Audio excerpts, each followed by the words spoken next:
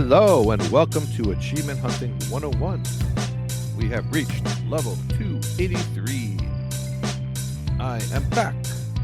I am Big L, and I am almost well. With me today, I have, of course, KooshMoose. Hello. Hello. And with me as well, I have Mr. Wildwest 08. Hello. I think Hello we're dying to know, you. did you make NyQuil cookies? I gotta know. Did you take M's suggestion and make NyQuil cookies? And if so, did they taste good? Well, I'm sure they tasted good. But do you remember taking them? Now, I have a question for you guys based on this. That's not an answer. It's not a no. That's not a no. Well, we ran out of flour, and baking NyQuil does sound good. But I have a question for you guys, out of curiosity. NyQuil or Dayquil? NyQuil. Depends on time of day. Taste. Oh, taste. Yes. Yeah, NyQuil for sure. Yeah, I think NyQuil tastes better. Okay, I am also Team NyQuil. My wife, however, likes Dayquil better. I think she's nuts. Yeah. But I find Dayquil disgusting. Why is It that? always sends shivers down my spine whenever I think about having to take it. Like, it's just... Why is that? It's like orange and like... It tastes like orange. Even now. Well, I guess it's different stuff, right? Because it's non-drowsy, so it's different stuff. Oh, so it's going to. So we like the alcohol at night. It does have a little bit of different ingredients, yeah, because it's got that added benefit of helping you sleep. But there's different flavors of NyQuil too. You can have like the classic, but then they have like a berry flavor. Does that exist still? Yeah, I feel like it's just cherry. I see now. Yeah, cherry. Well, I think cherry, but there's also berry and. I mean, we get the generic one, to be honest. It's a lot cheaper. But yeah, cherry. Those are the cookies I like. I mean, the medicine. The medicine. Well, anyway, you guys put on a good show. And, of course, I had FOMO listening back to it like I always do. So I am here. I am ready to talk all about the end of 2023 into 2024. I hope you guys had a very good Christmas. There's I did. We hope you do too. I did. Except a lot of people in the family are sick, so we had to streamline it. Yeah. Oh, that stinks. That's right. You streamed it, so it was just streamed it. Well, we kind of did. We kind of did. We had 2020 all over again. We did FaceTime with my parents. My dad had COVID, and my niece is sick. So we're gonna see everyone next weekend and have a presents again, extravaganza. But anybody get anything fun? Well, I was just gonna say, in the Discord, everyone's showing up their presents, and I'm like, once you have kids, like, it's all about the kids. Like, I don't get anything, that's for sure. You know, my wife got me a belt, you know.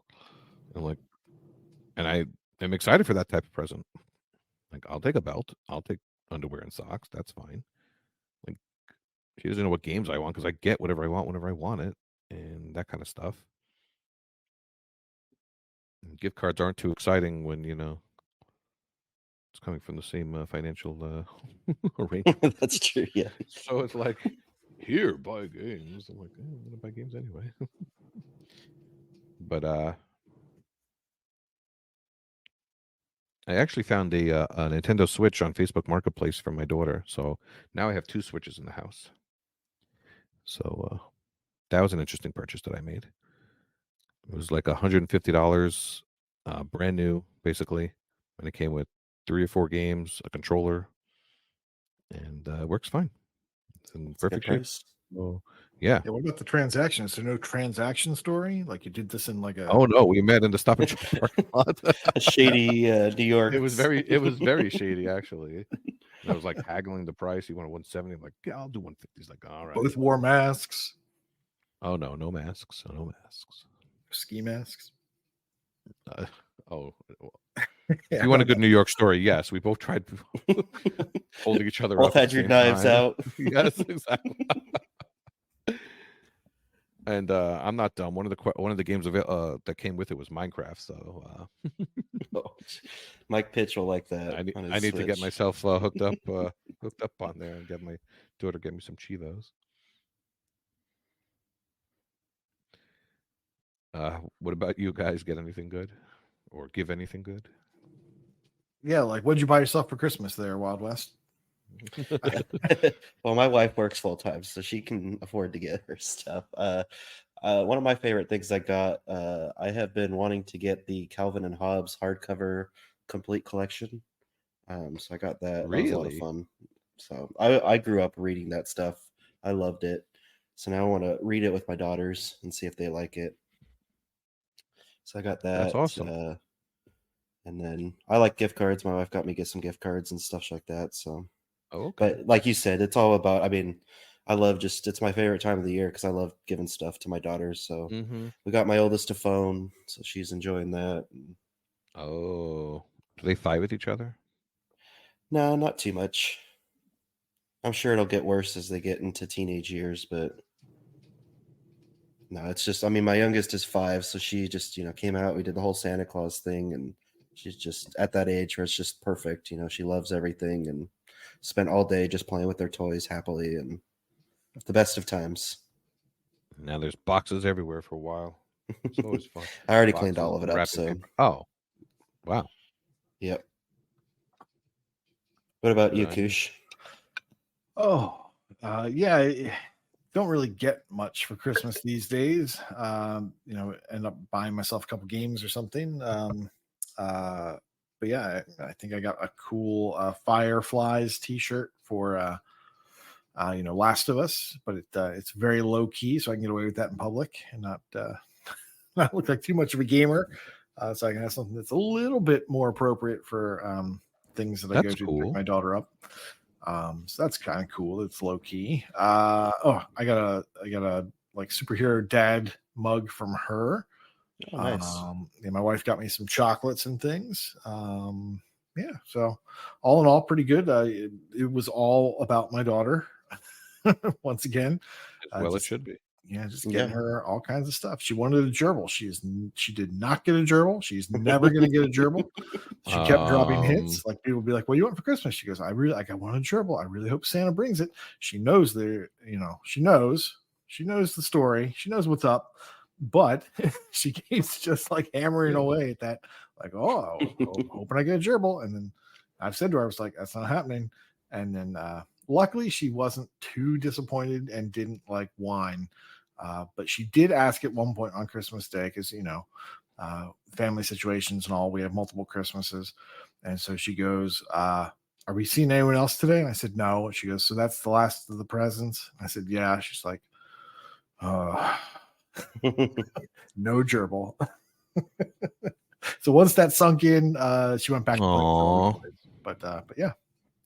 Well, gerbils stink, and it's not good to have them when you have dogs. It's going to be a mess. And she's going to stop taking care of it in a week. So it's going to come home one day. It's not going to be there because exactly. So we're averting heartbreak by not doing it. Yeah. My daughter asked for one of those once, and I said, "You realize you're going to be sad when it dies, right?" And she's like, "Oh, never mind. I don't want it." And that was the story. Yeah, that was. That's it. That was the end of that. Yeah. All right. Well. On to the grown-ups playing games. You're heading into 2024.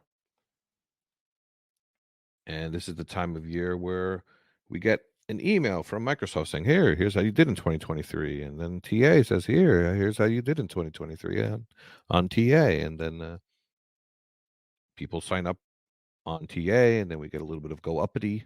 Although this year it wasn't so bad as it has been over the years.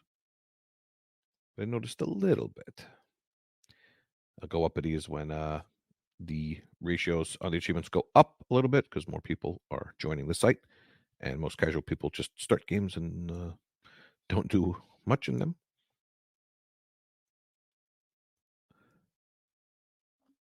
So this week We're going to talk a little bit about that. We'll start with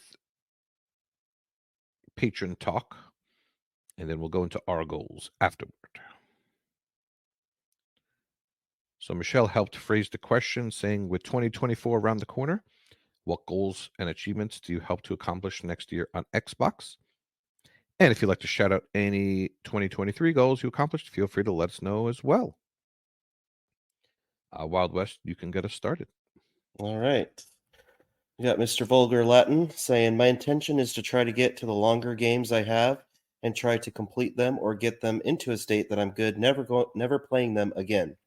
For 2023, I've hit the highest yearly ratio ever for me. Congratulations on that. I'm actually going to compile my completion time over 10 hours for 2024, see how many hours I can get. Then we have Freem Ho Ho Hole. My goal is to turn over my bounty board. The first 30 games listed on my game collection sorted by percent complete. These are the 30 closest games to be fully done. I managed 10 of them last year casually. I also hit my annual gamer score, TA, and Achievement 1 goals, but only TA was a career best year. I gained about 2.5% of my completion percentage.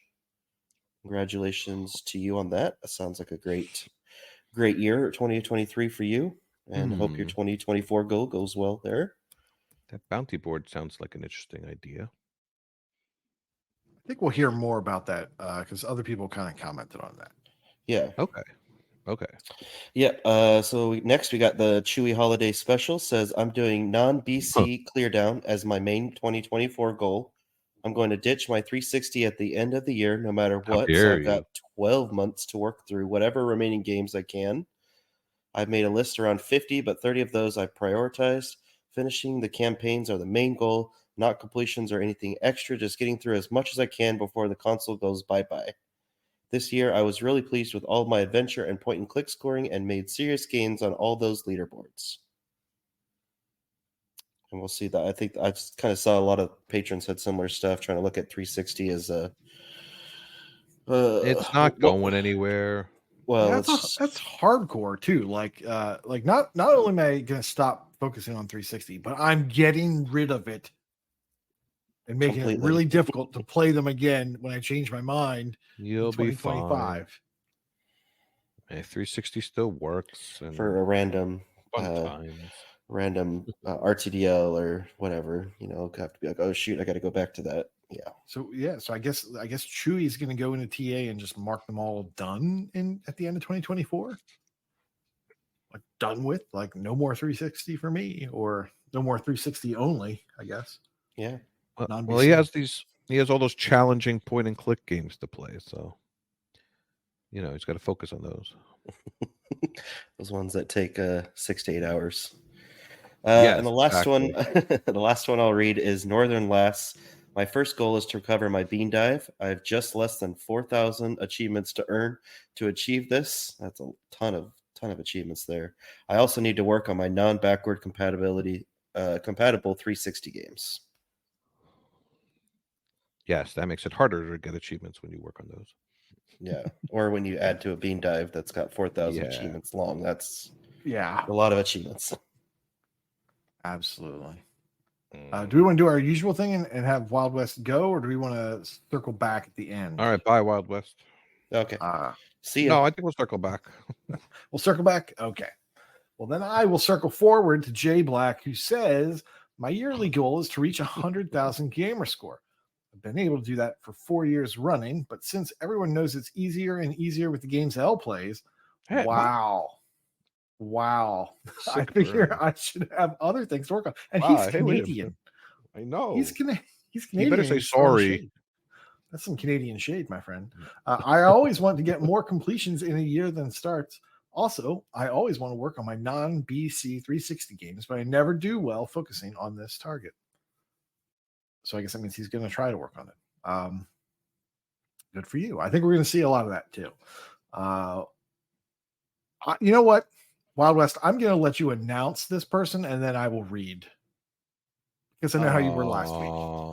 I know. I thought I had. Well, thank you for that. And I thought I had said something, but I think it was just in the pre-show when we were talking that I had said I missed it. But Wastelander, joy to the world on fire. And he says, looking forward to playing more Love the games, name. doing more boosting with others on this server, and adding at least 30K to my gamer score this year. Also looking forward to BCing this year. Thanks to Moose on the Caboose for the suggestion. Hey, no problem. I just reiterated what other people would have told you anyway. I guess I just got to it first. And that is a cool competition, and I think they're really ramping it up this year with their own Discord server.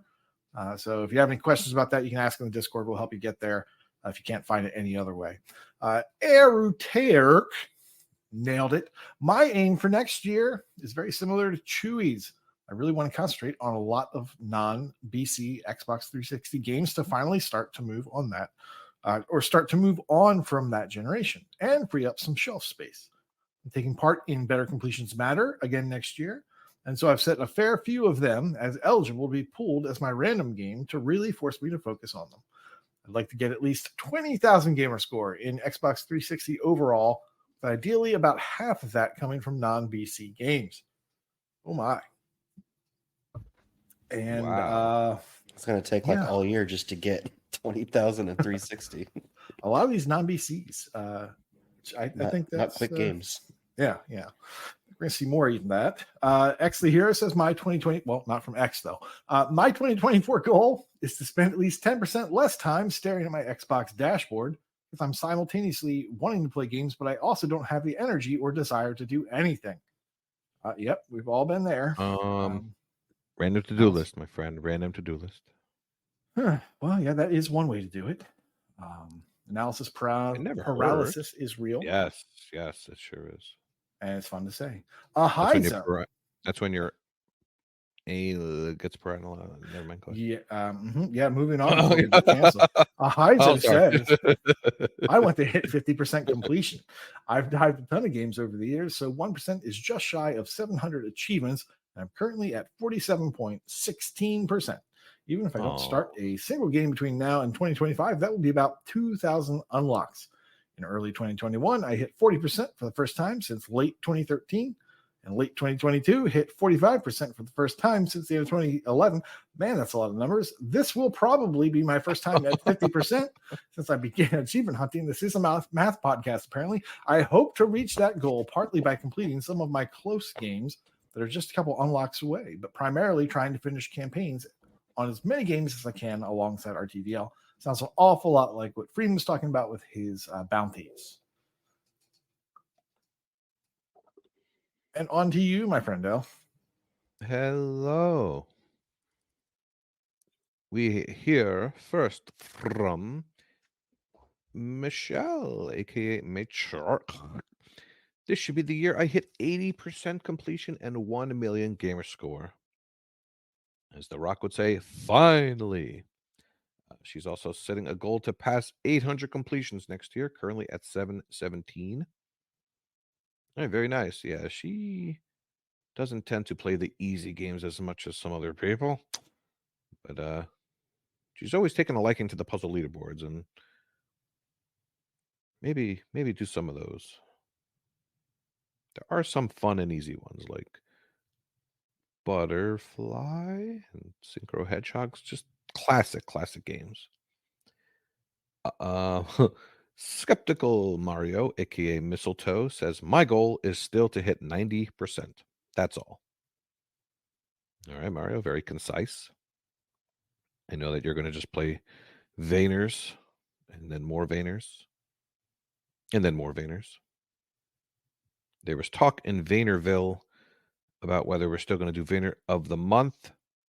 Neo, do it. Always do it. I believe someone said there's a good 30 or 40 in the pipeline for 2024. So I don't know where that number came from, but with that said, keep it going. Right, Nate? Yeah. I mean, I'm going to keep playing Vayners. So it's, might as well. I'll be there if he is. Yeah, I like hearing his monthly status updates, if nothing else. Always fun to hear names of people in the community.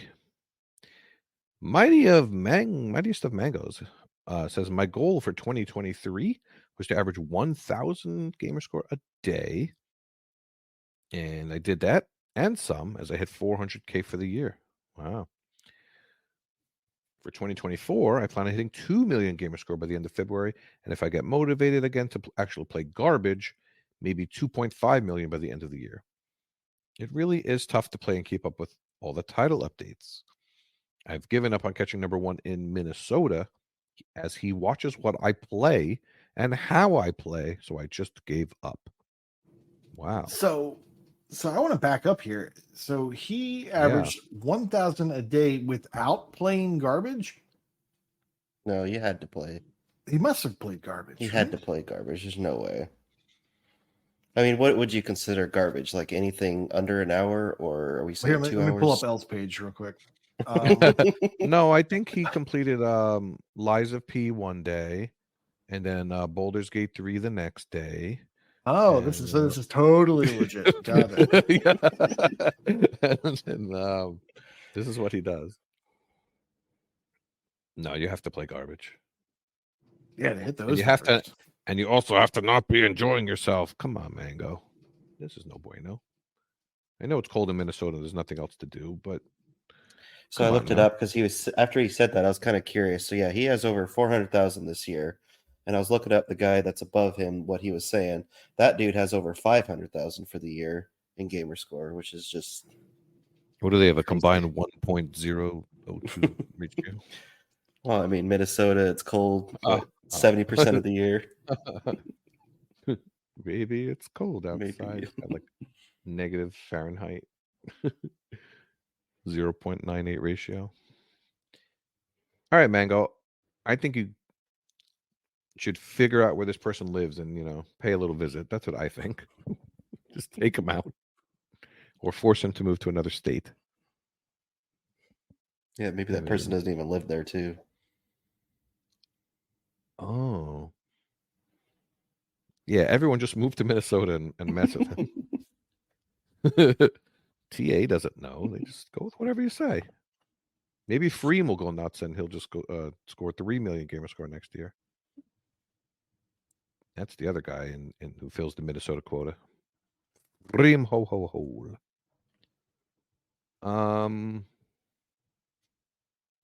Going the other direction, we have Icefire TN. He says, I'm going to join Jables in saying that I want more completions than starts in 2024.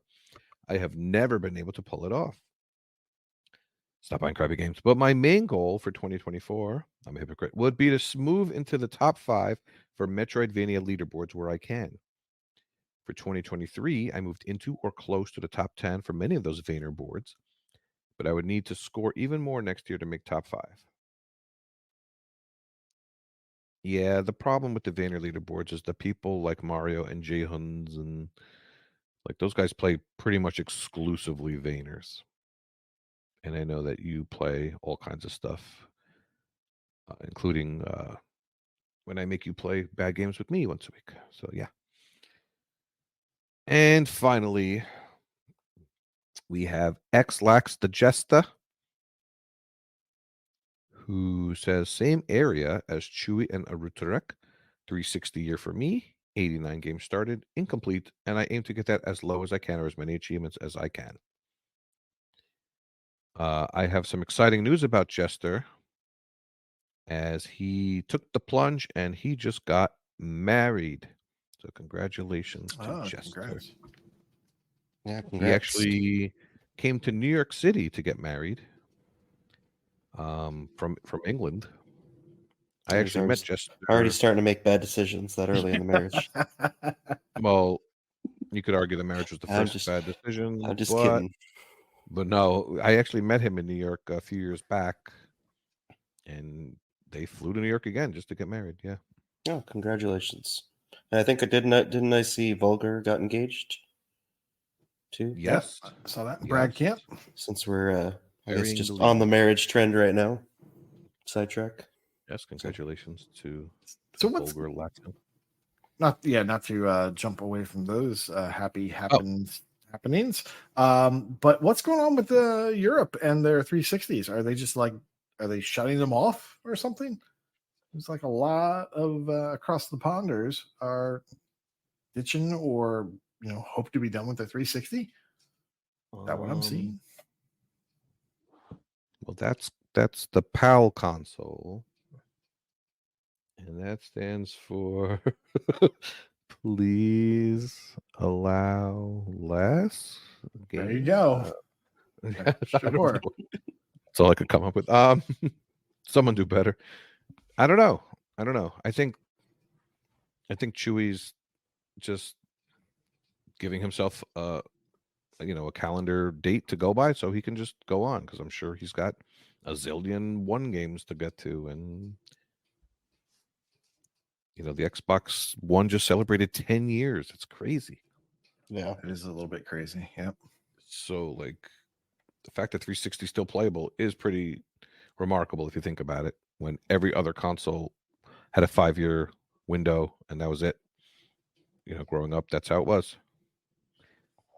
And then you just maybe play your old console for another year, and then you'd be playing your new one, right? So that's the same, if at all. So I get it. But until they announce a release date, 360 games won't be playable with a timestamp. We'll be a little lax about it, I would say. But they'll always still work. And I think they'll still add to your game score. So I don't know what's going to happen. Oh, that's a good question for the future. Yeah. If they took this timestamps away, would you stop playing? Yeah. It's stupid, but I'd be less inclined to play. I love looking at dates. Like for 12 Days of Christmas, I got a random achievement in Jet Set Radio. And when I looked at the achievement, I'm like, oh, the last one I got is 2018. Interesting. And it's just a fun little tidbit to look at. I hate when they're offline achievements. Yeah, I mean, TA could still stamp them as they scan them in, but yeah, not be reliable. It would just be wrong. All right. So thank you for all the people that wrote in today. Yeah, I loved all the participation. It was nice. Yes. If anybody wants to add to that in podcast discussion, you always may. Or if you read the question after the submission time, as does happen, go ahead and talk about it. Yeah, that's fine. So a couple weeks ago, like I was talking about, Xbox mailed out a little thing that said you can go to xbox.com /EN-US for us Americans /year in review. And it told us our top 3 most played games, how much gamer score we got for the year, total time. And of course, the total time is just obnoxious because mine says 23 hours. Excuse me, 2,300 hours.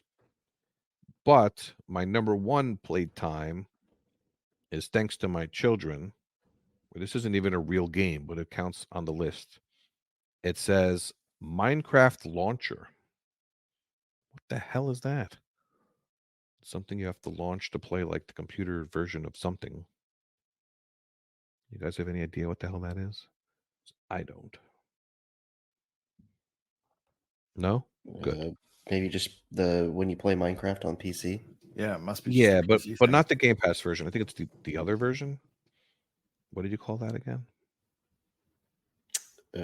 I'm not very well versed in Minecraft, so I don't know. Yeah. But there's another version. I know they have a lot of launchers on different games on computers, so I would just assume it's something like that.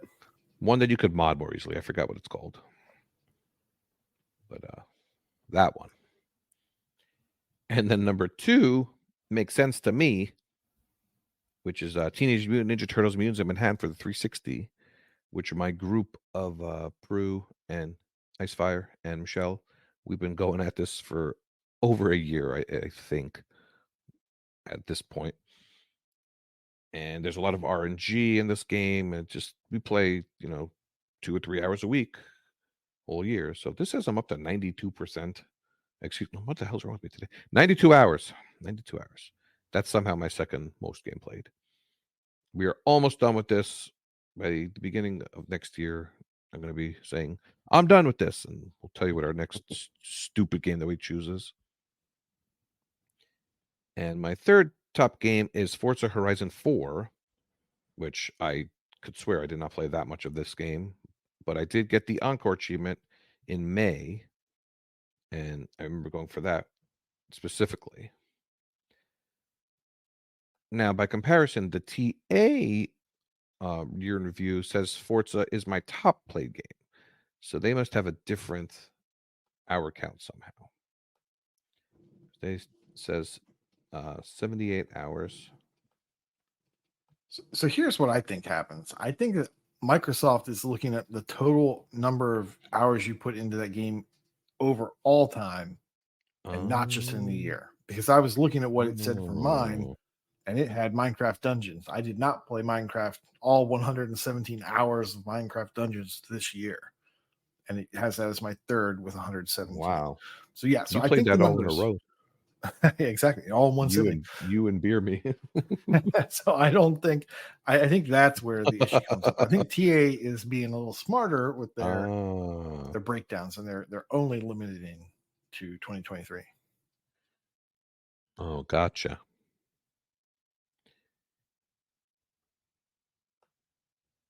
So do either of you have any interesting stats that you want to mention?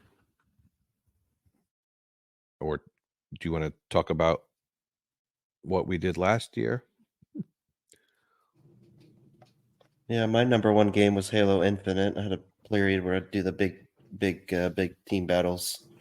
So I was playing that quite a bit. I had a lot of fun with that. I always just like getting in with 16 people and just going at it instead of doing like one-on-ones or one versus everyone kind of thing. I like getting just a big group battle in there. So that was my number one played game. I had about 320 hours or so.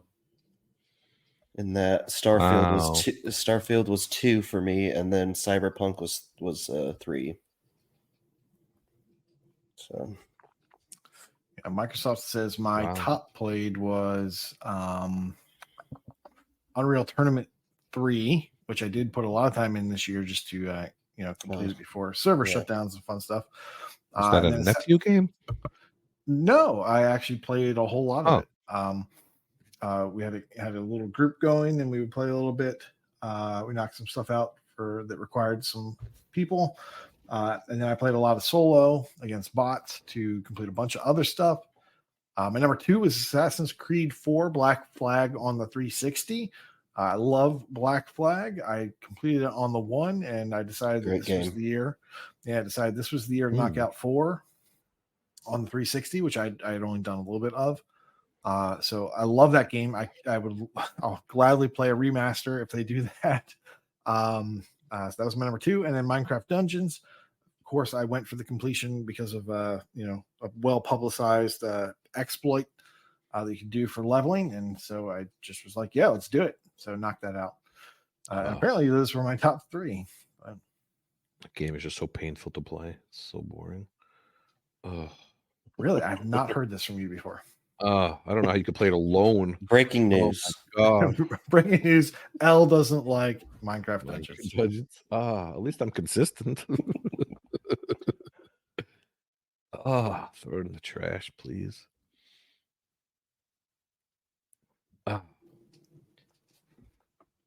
Yeah, so it looks like Nate compiled a list of goals that we set for last year. I did the same thing I did last year. Last year I went and I listened to our first show or whatever, our recap show or whatever for the previous year, and kind of looked at what our goals were for that current year. So I copied down everything. Of course, Wild West wasn't on that episode, so we don't. It wasn't easy to get his goals if he shared them and on the Discord or whatever. So I only recorded those panelists' goals from level 232. Okay. Very good. Well, I'll start with myself. Last year, I remember specifically saying, I forgot to set goals. I'll do it next week, and then proceeded to not set any goals. So that was sad because I actually enjoy setting goals on TA very much, because because as the year goes on, you could see right on your homepage the percentage creep up all the time. So right before recording, I just set some goals. And a little trick for anyone who sets goals, make sure instead of setting them for December 31st of next year, set them for January 1st, 2025. Because since it's based on UK time, you always wind up getting screwed if you're waiting till that last day. So that's a little tip that or that's just extra motivation to get it done early. You get an extra few hours. Yeah. If you're like, I have all the way till 2025 to get it done. I have plenty of time.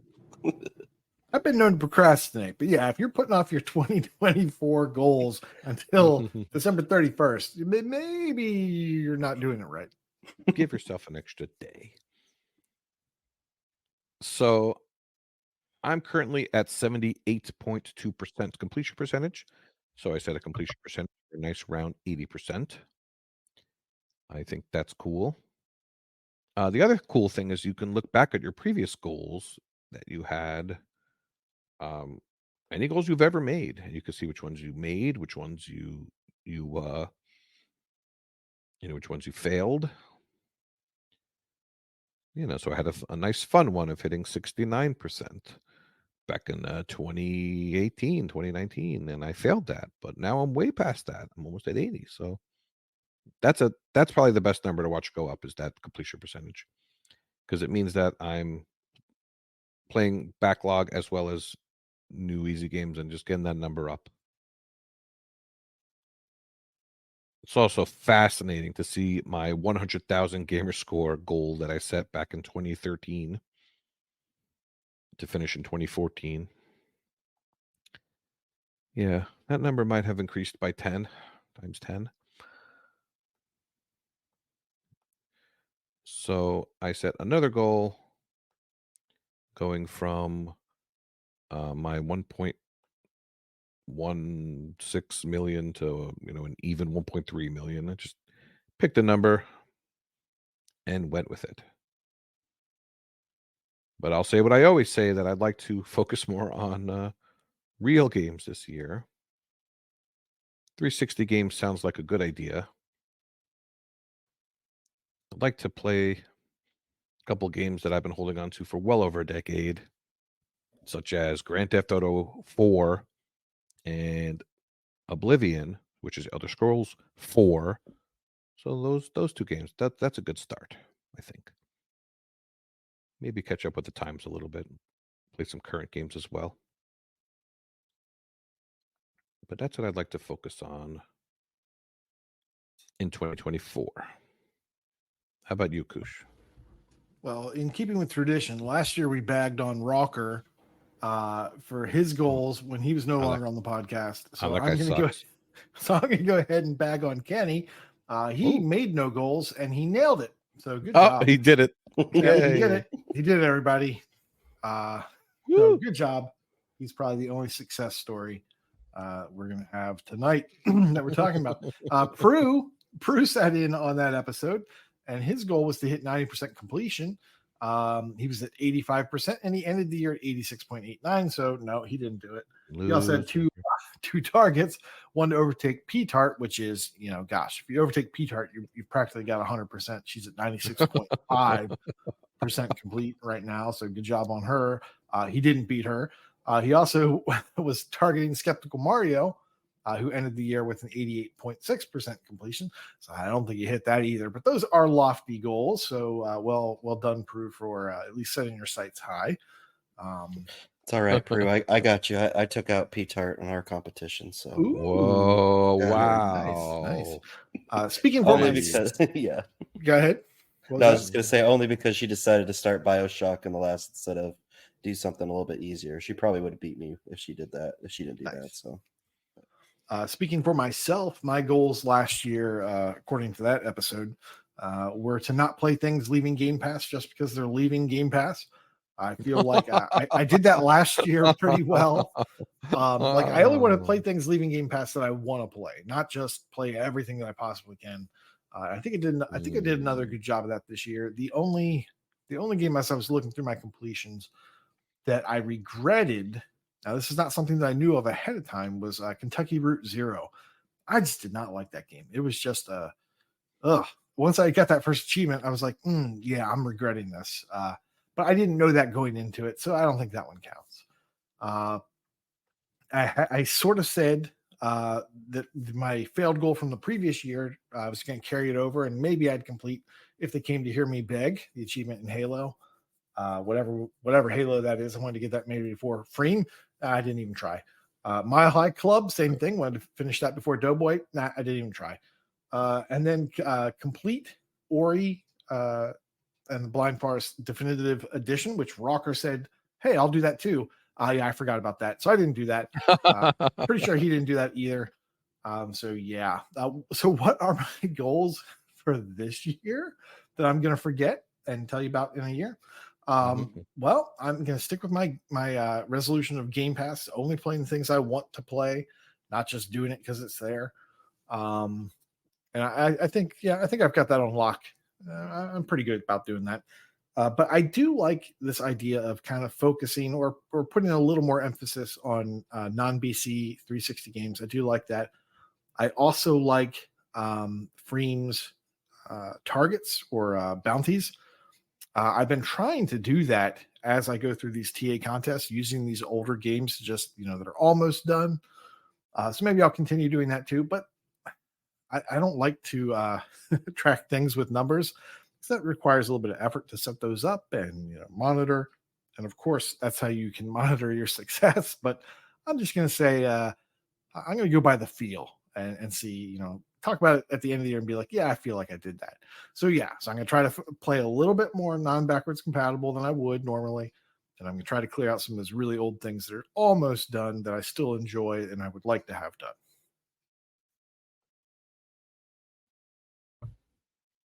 Very nice. Jameson, what about you?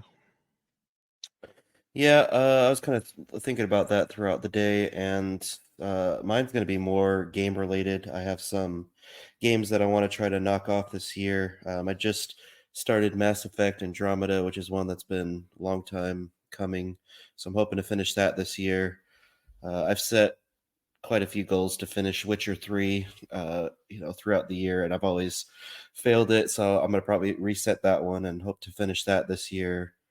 I'd also like to do either Assassin's Creed Valhalla or Dragon Age Inquisition. So I'm trying to get some of those bigger games that I want to play in my backlog gone.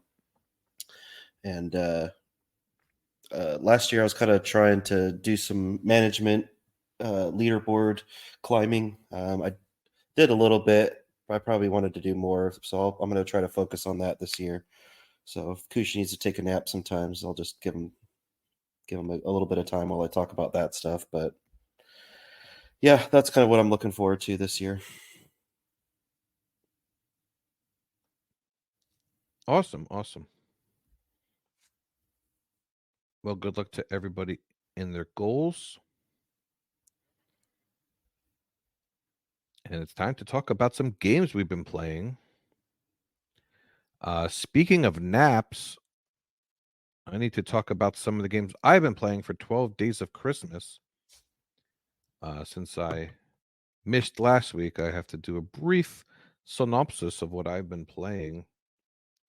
Now, last you heard from me, I was up to day 8, which was 8 Banthas milking, and we were trying to figure out what the hell that was all about. But yes, I guess it was Bantha milk. So I asked in the room if anyone had any suggestions for an action-adventure game.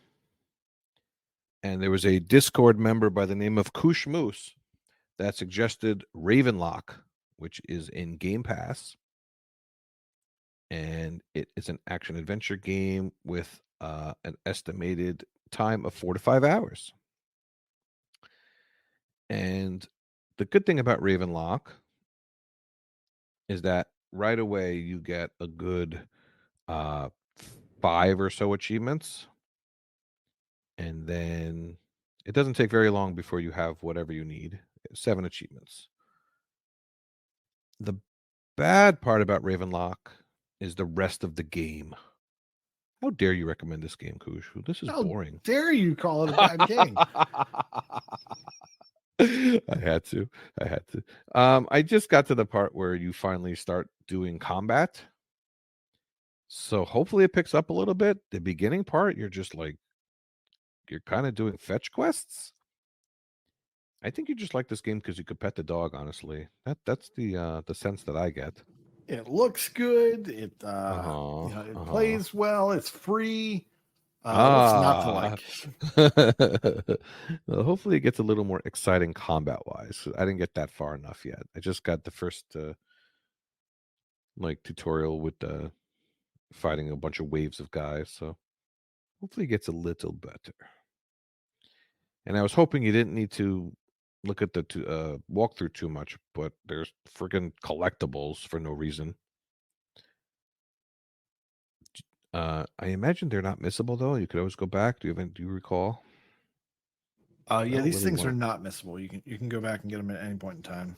You can walk through and if you wanted to. But I didn't really have any problem. I can't remember anything that was difficult. Like I for the most part had everything just by hugging every wall like I normally do when I play a game. So. Because unlike most collectibles, you can't just button mash A. You have to hit, I think, up on the D-pad to dance by these figurines, and that's how you acquire them or collect them. And they're basically just little bunnies, I believe. I don't know if they changed throughout the game, but that's what they were. But I look forward to get back to Ravenlock when RTDL tells me to. That's what you told me not to do, right? I'd like to get you mad at me, Nate. Have you played this, Jameson? I haven't. No, those games that are like under 10 hours on Game Pass. I usually just wait till they're leaving and there you go. Then do it just because, get that adrenaline. Yeah, kind of get that little rush. Yeah. So I'll probably wait for that. Okay. On day 9, I had to spell Starfield.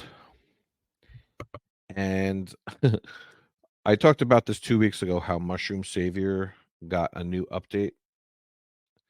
And it's now 5,000 gamer score. One thing I don't think you guys mentioned last week, but one thing, I don't know if you know this or not, but in the new title update, to get to 5,000 gamer score, they wipe your save data, and you have to do the whole game over again. Did you hear about this? No, but I'm not surprised. They're kind of notorious for having bad save data. Oh my goodness. No one really talks about playing Mushroom Savior. So well, the type of people that play Mushroom Savior are the type of people that want to get their completion back, you see. So you have to go through the whole game again and get the crystal that's in the levels that you haven't played yet. So you have to go through the whole game again. And because of this, the title update is actually worth a pretty good amount of TA score because no one wants to do this. But I feel like whenever I download those games and go back to them for gamer score or whatever, like some TA event, my save data is wiped and I have to replay it just to get back to where it is. I don't know why, but yeah. It just, in all the solutions, it says, update deletes your save. And I'm glad I read that because mine saved and I was like, rebooting my console. I'm like, oh God, what, thought it was something that I did, but nope, it's known. It is known.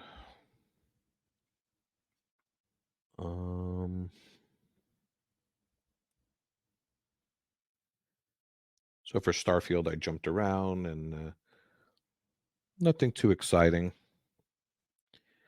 For day 10, it was 10 Assassins Leaping. I wound up doing what Nate didn't want to do. I got 4 Palgi achievements. And then I remembered that ACA games were a thing. I was like, oh, darn, I have access to many ACA games. And I quickly knocked out another 6. You could just play pretty much any game and you get credit for marking the score. And then you could do high score and get more achievements. ACA games used to be something we talked about all the time 4 years ago, maybe. Now, oh wow, they came out in 2017, so more than that. Wow, 5-6 years ago at this point. And those used to be pretty well known for being either 0 to 1 hour or 1 to 2 hour completions if you were decent at fighting games. And for day 11, which was the secret achievements, that one kind of sucked. But as I said I was going to do, I did Coffee Talk 2, and I did like 6 or 7 of them. If you go down on TA and there's a good walkthrough where it tells you the achievements you have to get in 3 different playthroughs: the good, the bad, and the perfect. I ended up doing the good playthrough, getting 6 or 7, and then I played Doom 1993, and I got on my RTTL. I actually had one for finding 4 secret levels. That's a secret achievement. So I love when I can combine the two. So I got an achievement for finding a secret level, and then the second achievement for finding all 4 secret levels, and then there was a third secret achievement for killing all the different enemies in the game, which was also a ton of fun because you can do chapter select and fight. And you can go to any level, so you can go right to the spider mastermind at the end and kill him and beat the game, and you get credit for the achievement. So right now I am on the last day, the Link Frog. I have not finished as of yet. Looks like I only have a few more days to do so.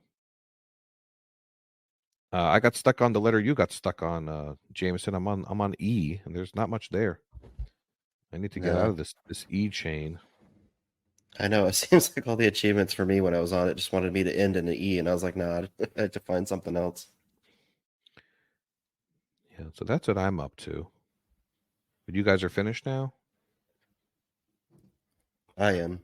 Yep, I finished mine as well. All right, very nice.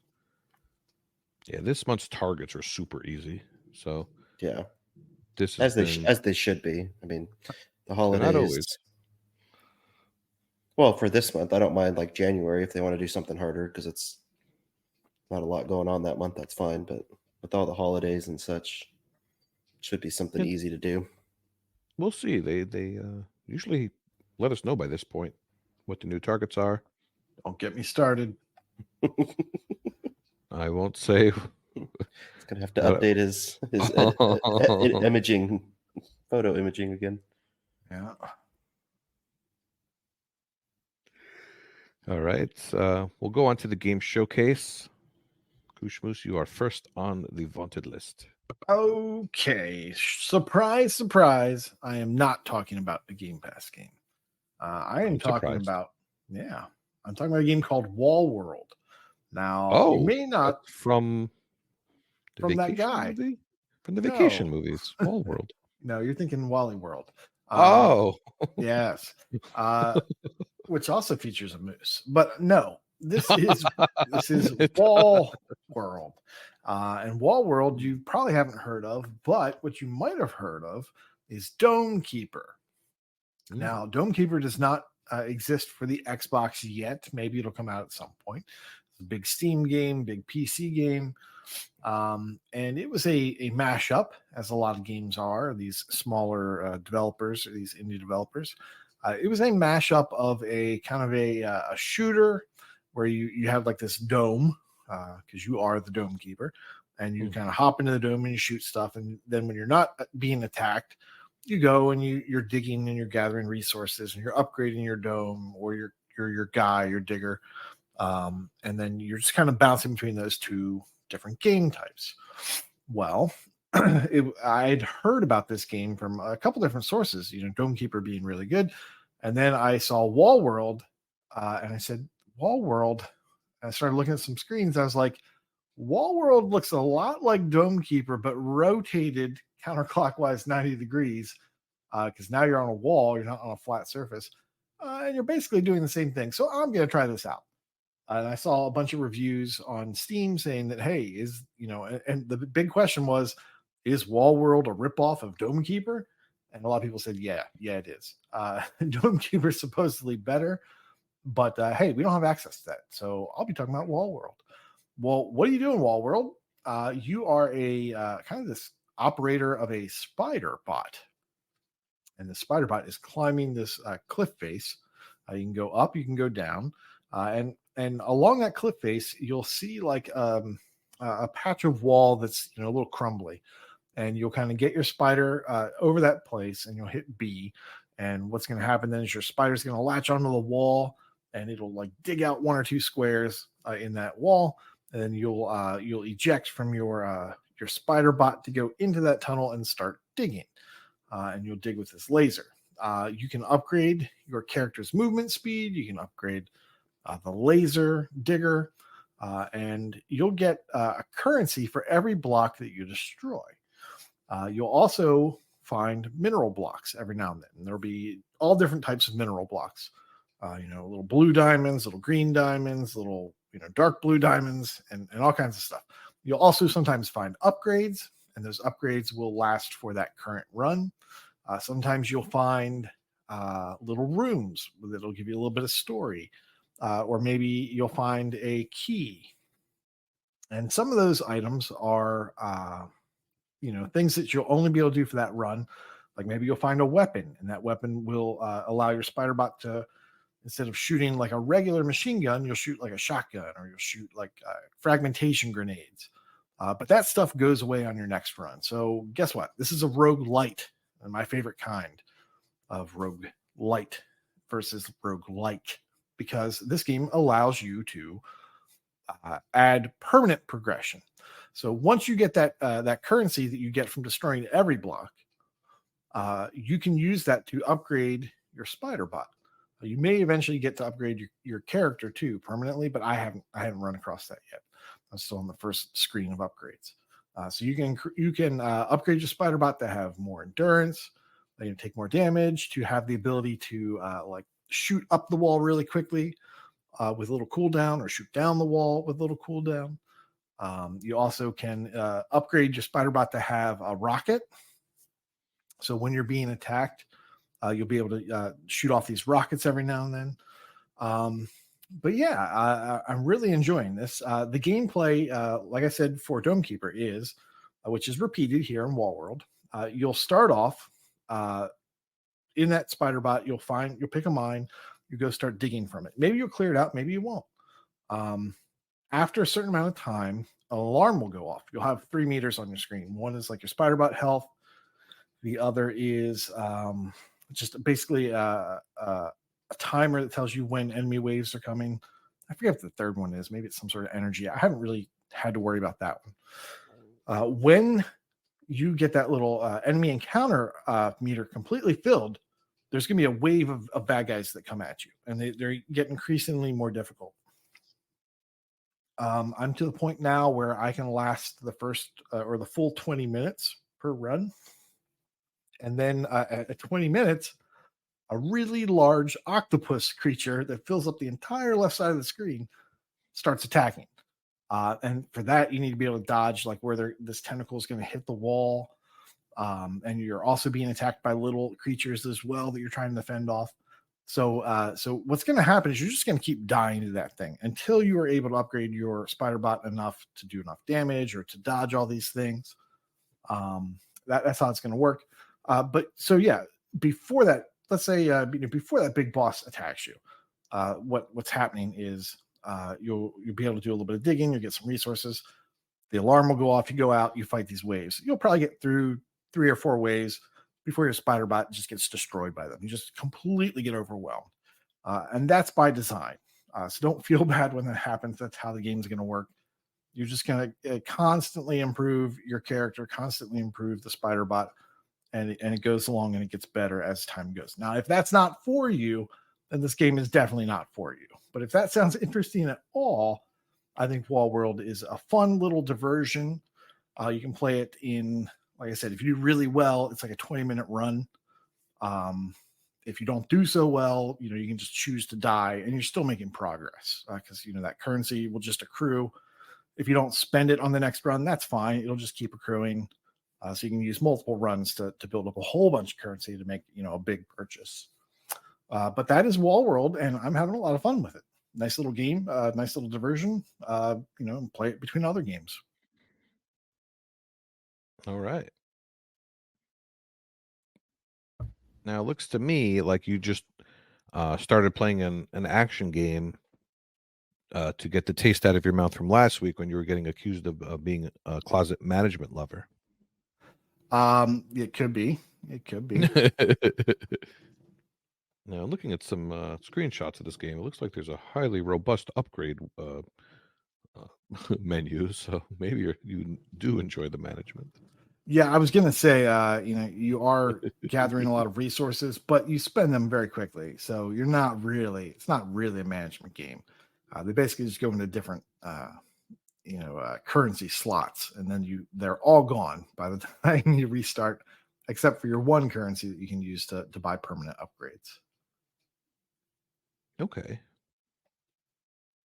And achievement wise, Achievement wise, it's pretty basic. There's yeah. there's 14 achievements. It seems like Ooh. they're mostly progression based. You're going to get them as you spend more time playing the game. Um, the story just kind of unlocks as you go, because you're just going to find as you're digging through these different tunnels and maybe moving on to a next spot. Every now and then there'll just be a room, and that room will have just a tiny bit of story, just like a little snippet, a couple lines of text that kind of tell a little story. Sometimes these big caverns at the end will have like a little upgrade broom that'll give you a temporary upgrade just for that run, things that let you dig faster or move faster or let your spider bot move faster. And those won't carry over, but the little bits of story will. I just picked up a key, and apparently one of the achievements is for getting all the keys. I think that as you go, and RNG is your friend, you'll eventually get all those keys, and those keys do persist between runs. So once you get all those keys, I think you're gonna get that achievement, and you'll eventually finish the game just by playing over and over and over again. I don't really think it's going to be like a skill based lockout. I think you just need to put time in, and hopefully you'll do that because you're having fun with it. Okay, cool. So that's Wall World. Kind of hard to say, despite the alliteration. It's a little tongue twister there. Wall World. Just want to say Wally World. Yeah, I should probably mention it's $10, and Oh yes, I feel that's okay. Like I don't feel ripped off. But if this goes on sale, I'll probably mention it. But at $5, I think it's a pretty good buy. all right, sounds good. I will go next, and we'll go back to my favorite type of game, either easy or old or both. I played the Arc System Works game Super Dodgeball, and it is a port of the Nintendo Entertainment System Classic. It's part of the Kunio-kun series, which is the Technos games like River City Ransom and Renegade and Double Dragon. But it's dodgeball. There's no fighting at all. So if anyone knows about the Arc System games, they are famous for having 6 easy achievements, and a lot of people boot up these games just to get these 6 easy achievements. And they are for things such as looking at the control manuals and changing your avatar, changing the backgrounds. And these are things that take seconds to do and are worth 100 gamer score each. So a lot of people have these 6 achievements, but they don't bother to play the actual game, which artificially inflates the true achievement score on these games. So Super Dodgeball sitting at 1,960 TA, but it is really not that difficult to do. You need to do 3 different plays. The first one is beating the game on normal within 15 minutes. The second game is beating the difficulty level within 25 minutes. And the third one is for doing a different mode called Beanball, in which it's basically every man for himself. So it's not team based. And you have to do that on difficult within 4 minutes. Now, these things sound hard, but you can save state at any time and load up whenever you're having trouble. Now, since it's time-based, it's a little annoying because you have to say to yourself, oh, am I doing this fast enough? And there's no in-game timer to let you know if you're doing well in that regard. But I wound up doing the beanball first, which was dumb because I didn't have quite a handle on the controls yet. But I wound up doing it fairly easily. Basically, you double tap left or right to run, and then you hold down B to throw the ball. And if you do it right, you'll see the ball kind of flicker and just smash people. And if someone throws the ball at you, you try to catch it with that same B button. And whenever you get a good hit in, you save. And the computer also hits each other, so that's good too. And then after that, I did the difficult play run before doing the normal. I tend to like to do that, do the harder one first, get that out of the way, and have smooth sailing. The only difference on difficult is the computer tends to catch the ball more often and have a little bit more health, I believe. But for 25 minutes, you have plenty of time. What you do is you start off with the first character, Sam. You double tap right, and you hold down B, and you once you hit the computer, your teammate should catch the ball, and then you hit A and pass it back to your character, and you just rinse, wash, and repeat. It's very, very easy and very doable. I am one of 12 people on my friends list with this completion. And then I have like 40 friends that just did those 6 achievements, and that's it. So thank you for making the TA score so high, guys. I really appreciate it. Actually, there's around 40 friends. Yeah, did that. Won't name any names because there's so many of them.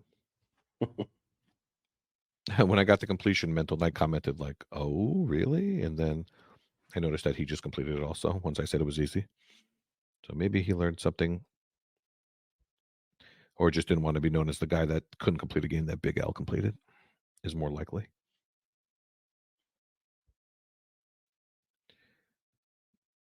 Did you grow up playing these games, Koosh? Absolutely. Loved Super Dodgeball. Loved the beach volleyball one, or just volleyball. Yep. Yep. Super Beach V Blast or V Ball? No, I V Ball. remember playing them in the arcade even, and Yes. loving them. This game had a certain style to it, and it had a different music track for each level, which was cool, based off of the country you were playing against. There's like Japanese style music and Russian style music, and like you would think it's stereotypical, and it is, but it was nice to have a different sound, a different track playing for each level, because back then you could have easily had one track playing the whole time, and you probably could have gotten away with it.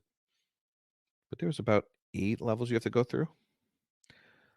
If you do get stuck on YouTube, the person Vid Gamiac Unlocked has achievements for all the Arc System games and does a great job telling you exactly what you need to do. And I used that in the beginning to figure out the basic strategy, and then it was smooth sailing from there. So I encourage you people to play these games, the Super Dodgeballs and River City Ransom and Double Dragon. They are classics. Yeah, I'm typically not a fan of the ACA games, just because the cheap, and people just play a little bit of them and don't play the whole thing. These are ones where I actually would break my ACA hesitancy to play them. I would definitely play it for Dodgeball and for River City Ransom and those guys. Yeah. I don't consider them ACA games, even though they are. Those ones I would absolutely play. Yeah. These ones are special. And there's like a good 11 or 12 Japanese ones too you can get your hands on if you know what you're doing, but you could stick with the American ones. And it's on sale right now. It's $1.99. Oh, snap. Get it while it's hot. Yeah, that was quite the sale, Gway. Very early on, my friend. Very early. Well, we know that you never have any I sales hope. ready to go, so I was just giving you a softball there. Hey, I got time. I got time. Softball. I see. All right, well, that's Super Dodgeball. I encourage everyone to buy it and just get those 6 achievements so my TA goes up. Thank you. Jameson, you're up, bud. All right. I'm going to talk about a game that I did for the Hack and Slash Music 12 Days of Christmas Challenge. I was looking for a game that wouldn't take too long to do. And I remember listening to Koosh's and Freem's Game Passable about this game possibly leaving in February. And so I thought, I should just, get on it now. It didn't look too difficult since those genres are not my genres that I like to play typically. But I decided to go with Shadow Warrior 3 Definitive Edition. It is on Xbox and PC Game Pass right now. And I think last I looked, Freem had it as a 75% chance or maybe a 50% chance of leaving in February. The game came out in, it released March 1st of 2022.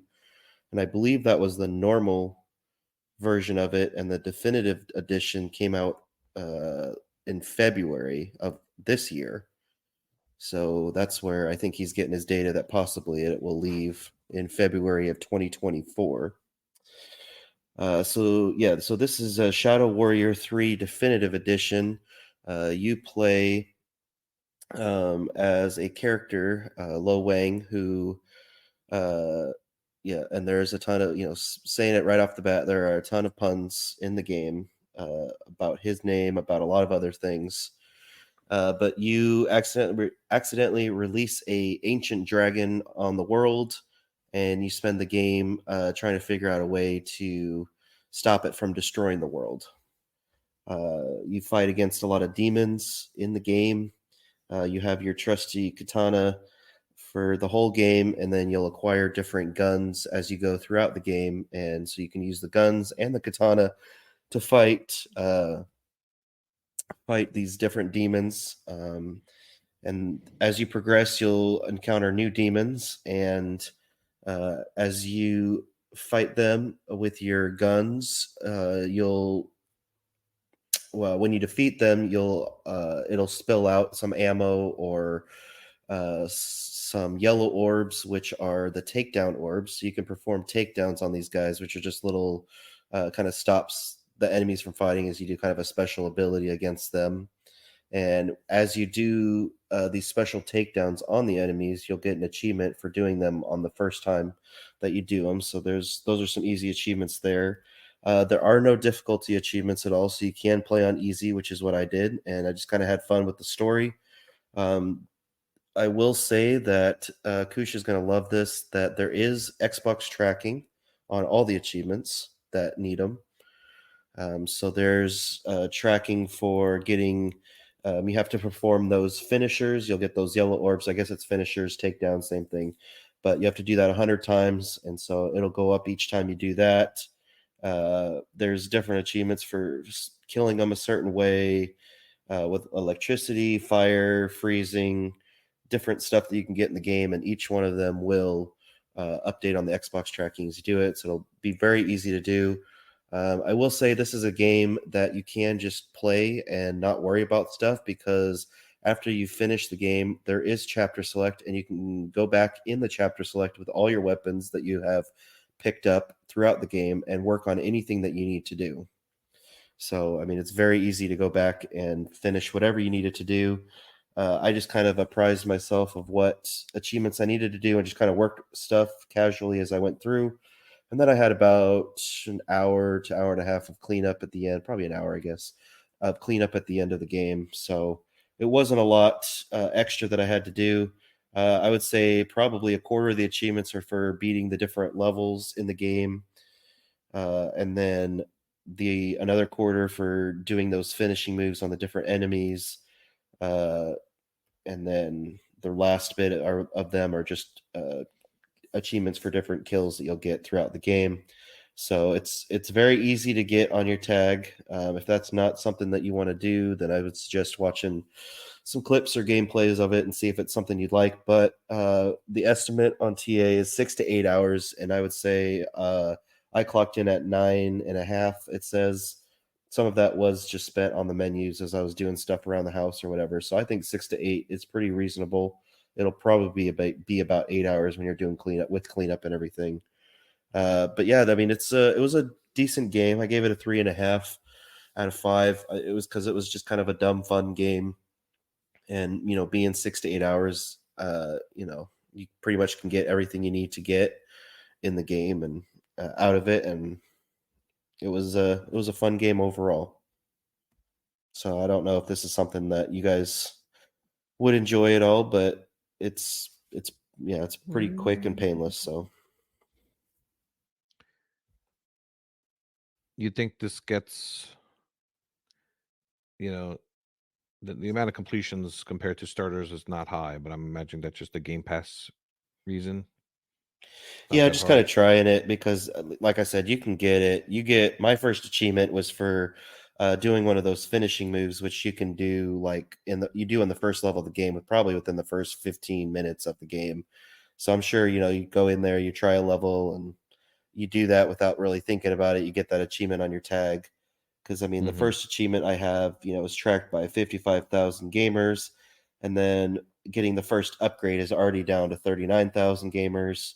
So you're kind of just losing people. You get your first upgrade pretty early on in the first level as well. So I guess maybe it's the second level. I think it's the second level. You'll start getting your upgrades. So it's kind of something you can just see as you're looking through it from my achievement list, that as you go through, it's just less and less people doing it. And it's not a long game, but just probably either going to come back to it as it gets ready to leave Game Pass, or just not their kind of thing. That's cool. Looks like you can play it on PC Game Pass as well. Yeah, which is always nice if you have you probably need a decent computer for this guy. Looks yeah, decent. I would. Yeah, I don't think it would be too hard. But yeah, I mean, it's only 19 gigabytes, so it's not super big like some of those other games, but it is kind of a little bit quick pace hack and slash. So you probably need something that can not stutter that much.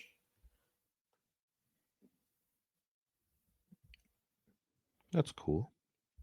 But yeah, that's Shadow Warrior 3 Definitive Edition. It's $39.99 without Game Pass. I would say it's probably about $15 or less, $10 to $15 if you're not going to play it and just want to own it. I don't think $40 it's worth that, but probably not.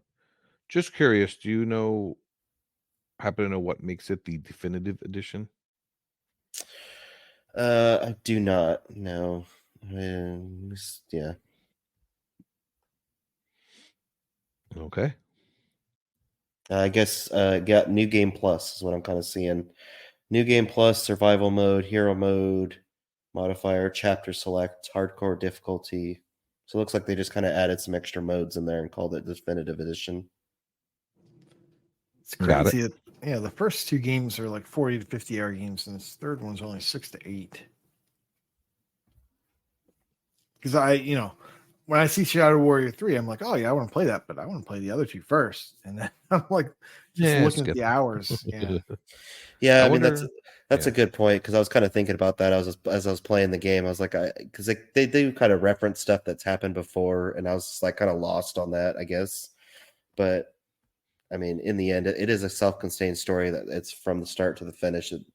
It's something that happens in the present, and not worrying about like bringing back enemies, or I mean, maybe there are enemies from before, but it's just, you don't have to know stuff to understand the story that is, going forward. But I wonder if the campaigns are around the same size, but 1 and 2 had just really bad lists. Grindy lists. Don't know. All right. Get the list people on that. Yeah. 1 list, 2 list.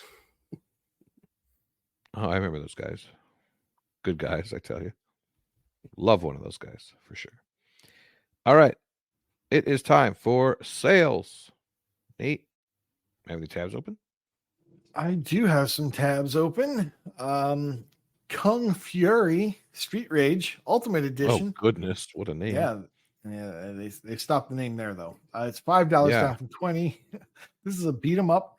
It's got a retro look to it with CRT graphics that you cannot disable. So Street Rage. The edges of the screen will be rounded. This game, from my research, has a classic mode, which is a beat 'em up, and then they have kind of like a what was that game that Elroy loved with the pig? Ben and Iron Fury or Iron? Iron Snout. Iron Snout. Yes. So just like Iron Snout. No. Spencer. Just like Iron Snout, your enemies will be coming from left or right, and you'll hit left right on the D-pad and do an attack when you push to those sides. So it is like classic beat 'em up in there somewhere. But then there's also this other mode where you're just doing that left right attack, and that's kind of my only negative to this. For $5, I think it, if you like that beat 'em up side of it, go for it. But there are achievements tied to the other mode as well. So just beware. You know what you're getting into before you get that. Next up, Paradise Lost is $5 down. Excuse me. Paradise Lost is $5.24 down from 15. It's an adventure. It's 1 to 2 hours. Both Mental Knight and Chewy played this as part of their adventure point and click this past year, I believe. Looks like a quality game, even though it's a little on the short end. And then next up, and finally, Operation Wolf Returns First Mission. Now, this one's pricey. It's $18 down from 30.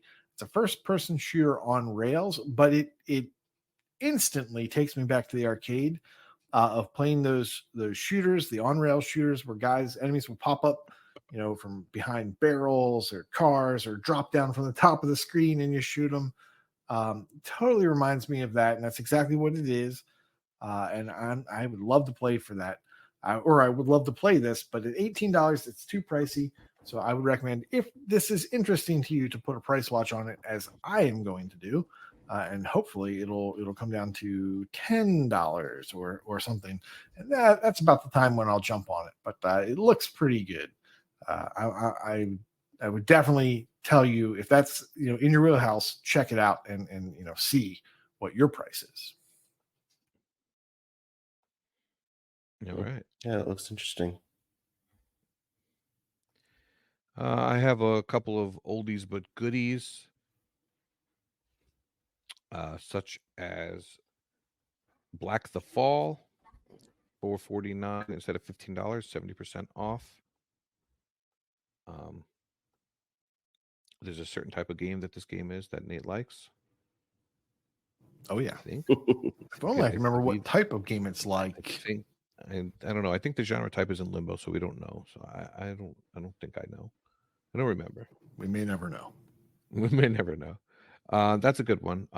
Old Man's Journey is a game we used to talk about on here quite a bit. That's used to be Game Pass long ago. It is not.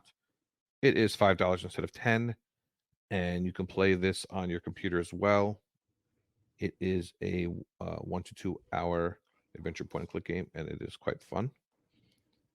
And there's some Paugy games on sale as well for $4 instead of 8. Anytime there's a Paugy game on sale, I'm going to recommend them because they are fun to play. If you like puzzles, if you like bad puns, which I love, and if you like a game that you could play with a significant other or your child, that's educational but fun at the same time. Yeah, I saw those games, and I was going to put them on my list, and then I was like, oh, I know. I figured you would probably put them down there. L will come up with that. I left it. Donut County. Oh, I like that game. That was a fun game. There's so many games on sale. Such a good game. Just a fun game. Melee. So many times I could say the same games. Speaking of old retro games, Flashback is $1. Wow. 25th anniversary. I'm sure this plays wonderful now. It's a little rough. Sounds like a Nate game. Yeah, that's a Nate game. It's a little rough, but yeah, I think if that's the one I'm remembering, because I get a couple of them confused. Yeah. I finished it. I don't see it on mine that you even started it. I think you're confusing it with Another World. That's my guess. Possibly. I get those confused too. Oh yeah. I finished Another World. No I good wanted to finish Flashback. There you go. Joe just added in that Nate completed this game quickly and easily. Yes. I've got one that I missed from last week on the big sale that we're doing, end of the year sale. I think I'm going to either get the Hogwarts Legacy or the other one that I'm looking at is Planet Coaster Premium Edition. It comes with all the extra goodies that you can put in your park if you want to, and it's $26.99 down from $89.99. So that's the lowest price ever. So if you're any roller coaster tycoon fans or something that you want on the Xbox, that's looks like that'll scratch that itch for you. From this week's sales, I liked the Catan Console Edition Super Deluxe. You get some extra goodies there. I really liked that game. I thought it played well when I played it. So that's $11.99 down from $29.99. So that's the lowest price. You don't need any of the extras for any achievements, but if you want to, if you're a Catan fan, you want that extra stuff to play, it's there. And the last one, I guess I was stupid and went off the recommendation the other week to get the Leisure Suit Larry game that was like $6 or something. And now they decided to bundle both of them for even lower price. So that's $6.49 for both the Leisure Suit Larry games. It's down from, I don't know how it's even possible, but it's normally priced $64.99. So that's 90% off right there. Yeah. And individually, they're $39.99 each. Yeah. And so Big Al did the same thing you did and bought that one. It was $3.99. It was $4. Oh, it's $3.99. Okay. So, I mean, obviously, it's still cheaper to buy this bundle if you really want that second game, but I get the feeling that'll probably be on sale by itself also. Yeah. Or this bundle will come back around again. So, yep. So, whatever, yeah. If you haven't bought any of the games and you want to do them, they're both pretty cheap there. So, that's what I got this week. I falled for it too. I know that was the first thing I did. I saw it and I was like, oh, bummer. Yeah, I saw that on the sale. I was like, damn it, we're going to have to talk about that. Damn it, Leisure Suit Larry. Damn it. Damn it, Larry. Damn it, Lawrence. All right. It is time for Nate's favorite part of the show. But this week he's going to just sit this one out and cry. And Wild West will tell us about Game Pass news. Yeah, I figured I'd take over because I know he's going to be mad at his corner at Melissa McGame Pass for Now News and everything. Sobbing. Out now, we got Goat Sim 3 on cloud, PC, Xbox, open world, 15 to 20 hour completion. We've got Against the Storm, PC. Steam has it as a strategy sim city building game, so that looks like right up my alley. And 180 hour completion is not up my alley, though. So, yes, it is. No, 10 Hearts, cloud console and PC, puzzle game, 23 to 33 hours. And then the other one that's just got out recently was Far Cry 6, and that's cloud console and PC. It's a first-person shooter stealth open world, 80 to 100 hours, and that estimate includes all the DLC. I think it's 60 to 80 hours just on the game itself. And I did see on the sales this week, I think the season pass that includes everything is on sale for like $24. So if you want that with the DLC and play the game on Game Pass, that's an option there. And then coming to Game Pass on January 18th, you got Turnip Boy Robs a Bank, which I'm sure a certain Moose will review in the future. And we got January 25th. We've got Go Mecha Ball. So we got El and Koosh will be fighting over to see who will do it first. Leaving Game Pass mentioned this week, sir. Yeah. Leaving Game Pass, you got on December 31st, you got Naraka Blade Point Battle Royale, 150 to 200 hour completion. And you got Monster Train, strategy, card game, tower defense, card and board, 20 to 25 hour completion. Hmm.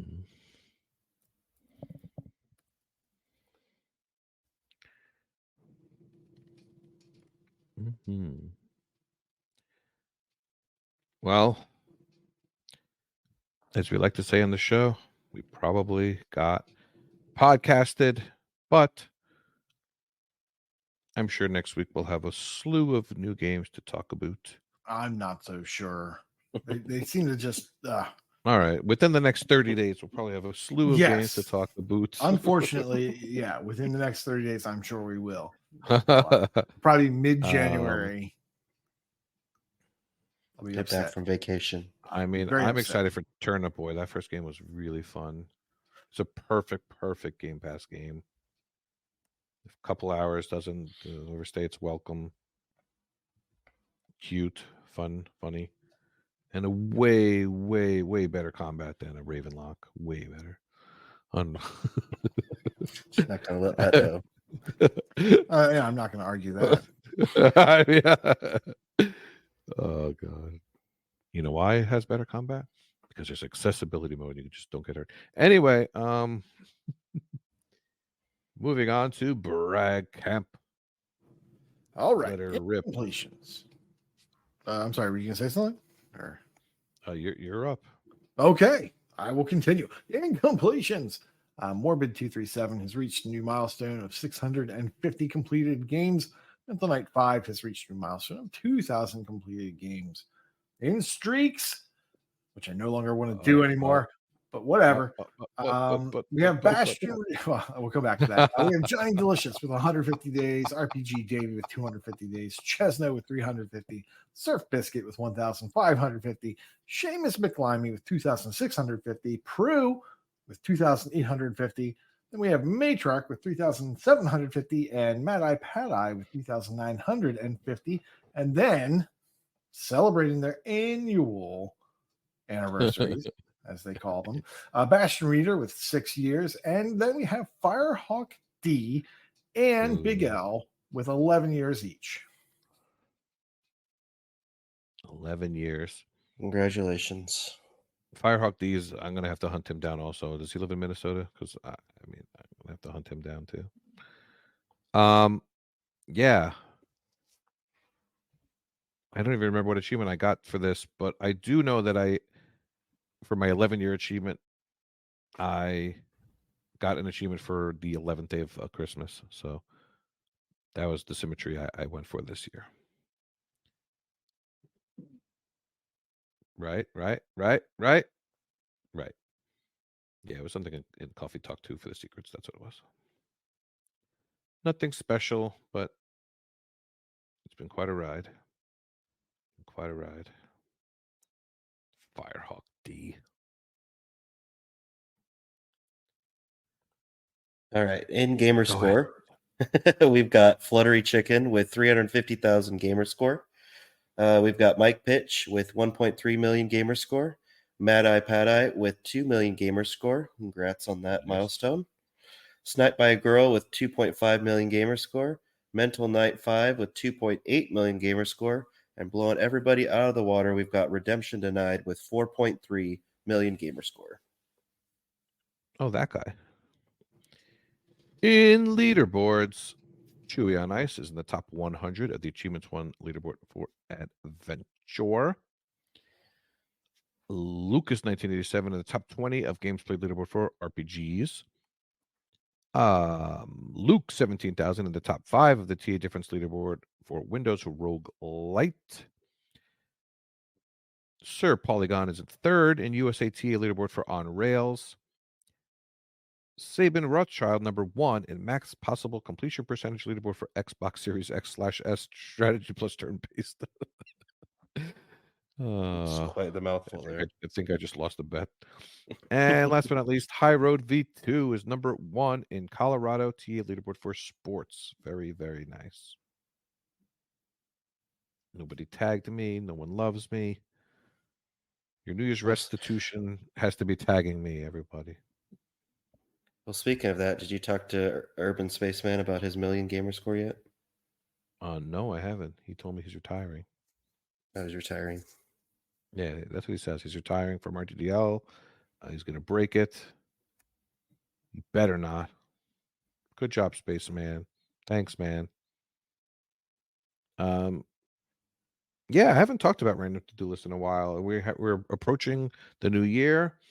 If anybody doesn't know who that what that is, you get a list of 25 achievements from your collection to go for in the month. Excuse me, it's a monthly thing, and the top of your list has the easier achievements in the 1 point whatever ratio, and then you get some 2 ratios, some 3 ratios, and then the last achievement is some crazy high ratio achievement.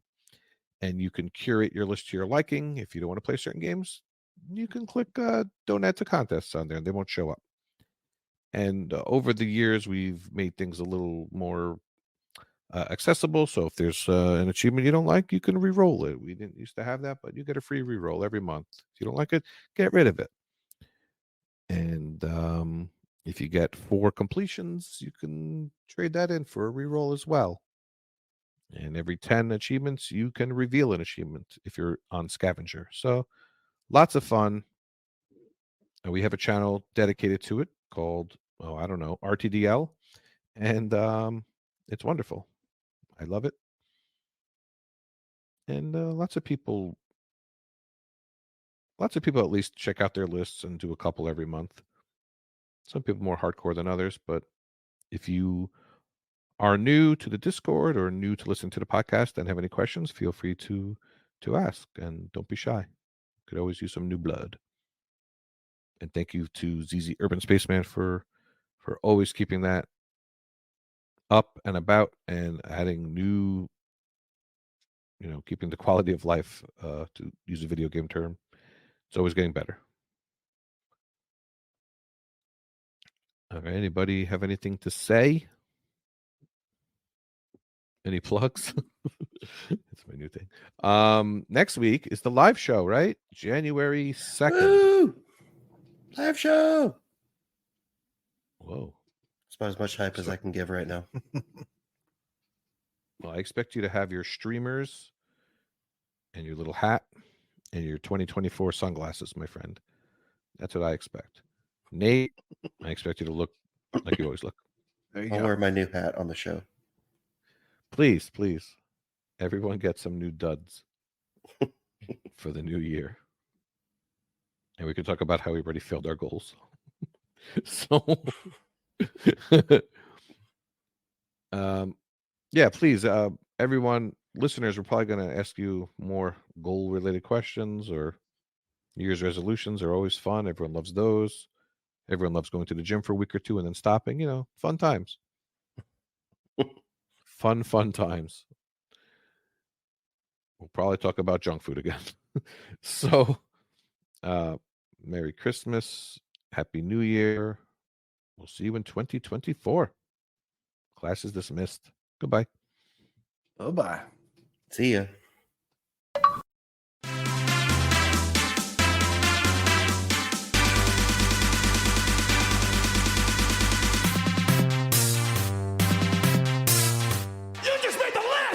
Welcome back to the 22nd episode of One List, Two List, Bad List, Good List. A segment where we take a look at the achievement list of a couple of games. One that is as sensible as a cross-promotion between shoes and cereal, and the other that you must acquit because the glove do fit.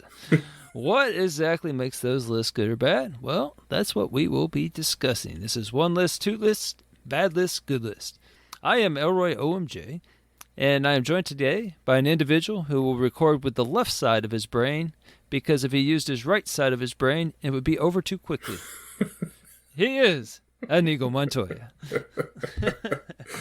Well, I appreciate that intro as always. I don't know how you keep coming up with these things. But I'm very studious of the movie. I've probably seen that movie at least 100 times. Like, it used to be my favorite movie of all time. I have it memorized forward and backwards, so... There you go. It was fate that we met. I was reading something recently because I enjoy the movie and I like to kind of, I just whatever if I stumble into something. But I was reading a thing where they were on set one day and Andre the Giant apparently ripped pass gas for like 20 consecutive seconds. And it must have been like an elephant. Yeah, and of course, I mean, he's Andre the Giant. I mean, so right, nothing is really huge, normal. Right. Anything he does would not be normal. So, especially when it comes to a bodily function like that. And Rob Reiner looked at him and said, "Are you okay?" And Andre's response was, "I am now, boss."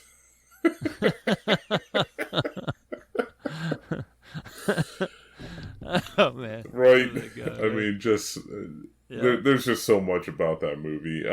Oh yeah, it's classic. I actually, and for those that don't know, okay, so Andre, I live in North Carolina, okay, and Andre the Giant's ashes are actually scattered at a ranch in North Carolina that he owned. Oh, that's pretty cool. I didn't know that. Yes. So he owned a ranch in a small town in North Carolina called Elroy, North Carolina. And it is a very small town. I mean, I don't even think the population is like 500 there. And I guess as the story goes, he bought the ranch there because it reminded him of living in the country in France. Oh, okay. Okay. And I mean, it is a beautiful town. You know, it's like very small town, America. Okay. And they had an Andre the Giant festival celebrating his life up there, and they actually have a museum in Ellerby with a lot of Andre's stuff in it.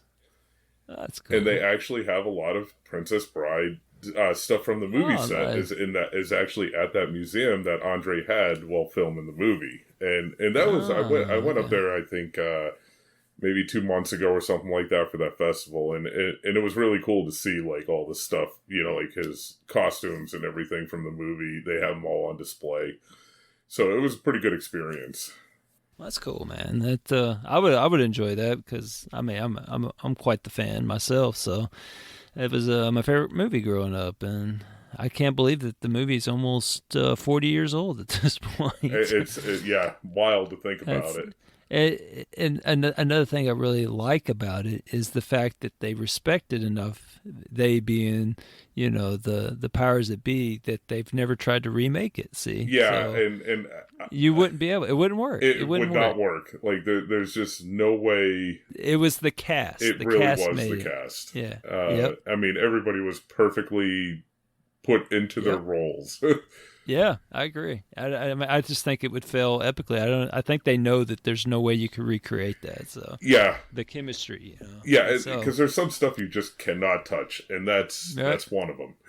I agree. Yeah, it's just So here we are, almost 40 years, and they haven't touched it. And of course, you know what that means is next week they're going to announce it, and we'll be like, "What?" Let's not bring these vibes into the world, okay? Yeah. So we're just going to stop talking about this now. Right. And so, well, here you go. Here's a good transition. I mentioned a promotion between shoes and cereal, and that's based on something I actually saw, and I just wanted to bring this up because I saw it and I was like, what is going on here? So I took a bunch of teenagers to the mall well, let me back up. It's not like something I do on the weekend. I was about to say, can we get some clarity on this? What exactly are you doing in your spare time? I was on a field trip. I was a hostage in this situation. Right. And so we were headed to camp for the weekend, and a leadership camp. And so we always stop at this mall in Nashville. It's like this real big mall called Opry Mills. And so the kids like going there and whatnot. Anyway, so there's a store there. It was a Crocs store. And if you're not aware, the crazy kids these days, Crocs are like everyone wears them. It's really weird.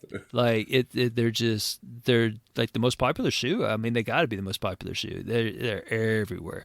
Like everyone wears them. Even puts the little thingamajiggies in them, and nothing in this Crocs store made sense to me. It was so bizarre. So like, I just don't like them to start. Well, I mean, they're okay. I have a pair from like 15, 20 years ago, but like I don't know when they first came out, but I just thought they kind of went away, but I kept seeing them in my classroom and stuff. But anyway, I was in the store, and so first thing I noticed was a promotion, and it was, I'm used to the whole buy one get one free, or the buy, buy one get one half buy off. one get half, yeah, stuff like that. The normal sales.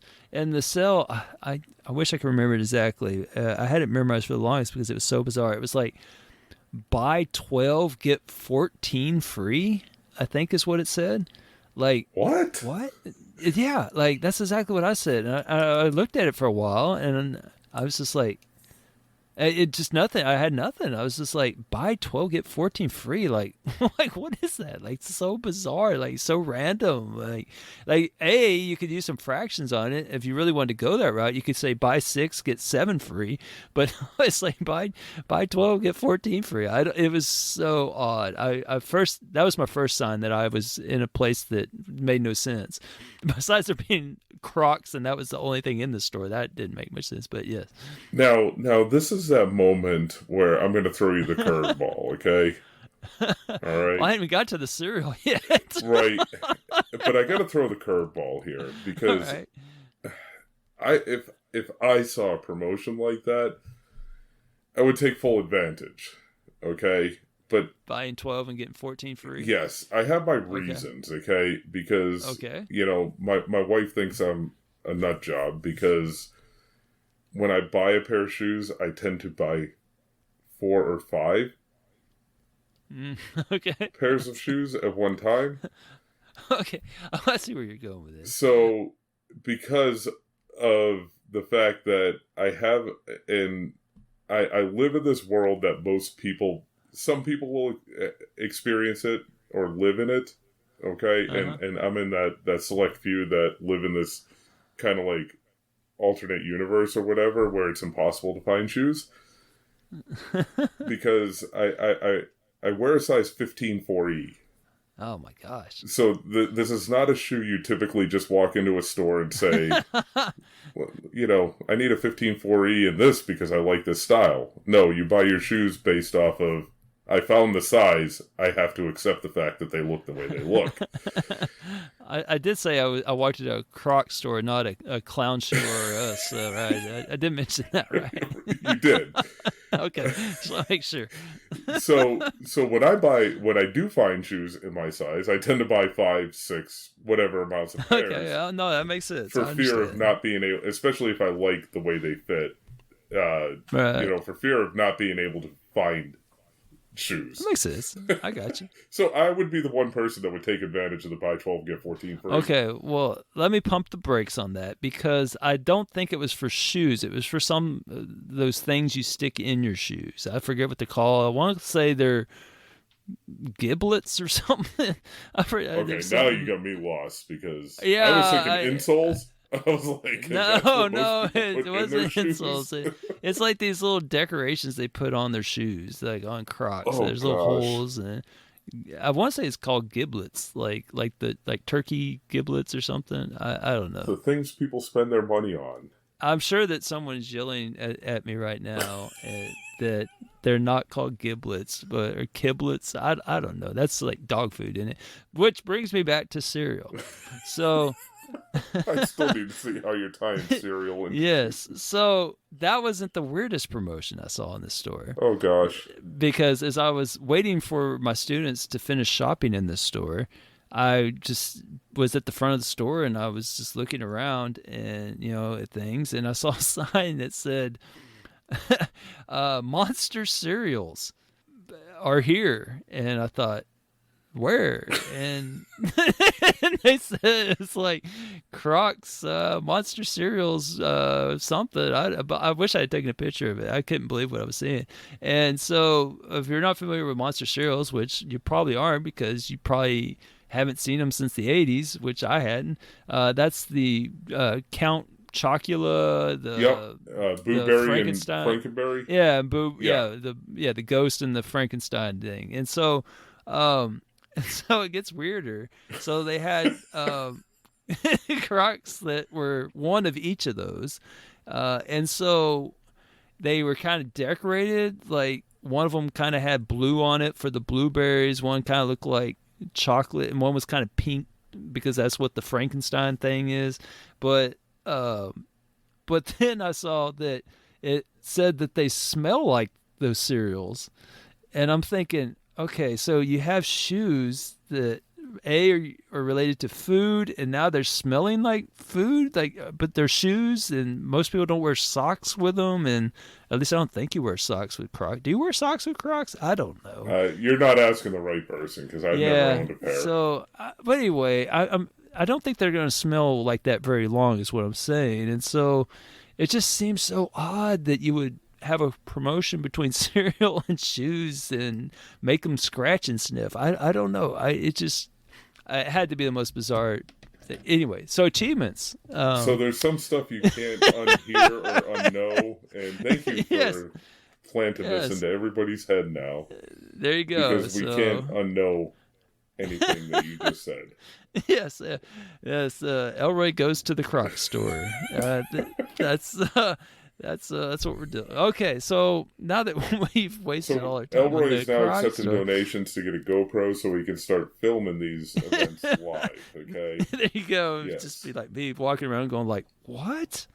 What?" I feel like such the old man. I really do, yelling at the clouds and the 12, 14 cells and what? Were you shaking your cane? I should have been, yeah. Just shaking my cereal box at him, yeah. What is this doing in here? So, anyhow, well, shall I begin with something else? So, please, let's talk achievements. Is it going to get weirder? Because aren't you leading off with bad list here? I wasn't planning on going there, but yeah. All right, I forgot that I put that on there. See, I wrote this about the time that experience happened, so when I read it, it all came flooding back to me because we've been trying to connect for a while, so I'd forgotten about it. So anyhow, bad game, yes. So I have your bad game for you. This game is called. Well, Bad Chivo List, not the game necessarily. It is no other than Cat Quest 2. Not 3. 3 hadn't come out yet. 1, I don't know where it was. Does 1 even exist? Yeah, I mean, if it did, then I didn't see it. So, yeah, it's Cat Quest 2, the long-awaited sequel. So, it was published by P-Cube, not to be confused with P-Tart, and... it's $15 for some reason, and that's a hefty price tag. It is for a game that's been out for I don't know how many years it's been out. It's like 2019. Okay, yeah. So 4 years. We're coming up on 4 years. 4 years. It's held steady at 15, but yeah, that's they actually have other games too, but I've never played any of the other games, so I don't know. That's weird, but yeah, so 15. I do like the developer, the Gentle Bros. That's pretty cool. It's the gentlemen, the Gentle Bros. But anyway, it's 15, 20 hours for 600-ish TAD. Not the best investment if you're in some contest. But anyway, here's my background disclaimer for this game. It's not a bad game. The game was on the forefront of the cat game trend. See? So... It was blazing trail. So if you wanted a good cat game around 2019-ish, you had this game, Cat Quest 2. You had Captain Cat, which, if you don't know, has awesome music. And you had Schrodinger's cat, maybe Gato, Roboto, that kind of came around the same time, and but there wasn't much else. There was only just a smattering, and people just wanted more cat games, and so Cat Quest was one of the blazing the trail for make it all possible because something happened in around 2022. So in 2022, like the developers realized that there was truly a shortage of cat games. I've researched this, and since. And because of this, they've overcorrected the market because now you have Abs Animals, you got Sketch the Painter Cat, Mrs. Cat Between Worlds, Catacomb Master, Hidden Shapes Lovely Cats, Katana, Roll the Cat, Catty and Batty, Pseudo Cats, and then you got castles full of cats, you got buildings full of cats. There are cats everywhere, right? So games like Cat Quest paved the way for this all to be possible. So we thank you, Cat Quest. So there you go. That was my background disclaimer. Now, so why is it bad? I mean, it was a trendsetter, but why is it bad? It was so close to a decent list. So if you're looking at it, you see there's a good mixture of story-based as well as for collecting stuff and whatnot. So it's not like it's just completely thoughtless or anything. Far from it. There's some thought that went into it. There's 4 story-based achievements, and then there's a couple of just like collectibles and stuff like that. And even the names of the achievements are somewhat cleverly done. So the game itself like prides itself on the puns, and it puts it every chance it gets into the dialogue of the game, and the achievos are no different than that. So, for example, the first achievement you're going to get in this game is called Cat Venture instead of Adventure, right? Cat Venture Begins, all right? So that's for completing the first quest. Then you get another one called Friend, like friend. Complete all the side quests. And then there's an achievement that is a platinum achievement for getting all the achievements, and it's called Paw Latinum, like platinum with a paw Latinum, right? So I'm not saying they're great puns, but at least they tried to be clever, right? So, but there's some other ones that could use a little more help. If they're going to do that, they could have gone, with a lot more. There's no shortage. There's no shortage of dog and cat puns out there that could have been utilized. So that's not even the issue, though. Also, get this out of the way, the Chivos do track. So not the issue. That's not the issue, see? So I'm trying to tell you this is not a complete loss here. So if that's not the issue, that's not the issue, and that's not the issue. The issue is that they made the rookie mistake of not finding that sweet spot of gameplay in Chivos.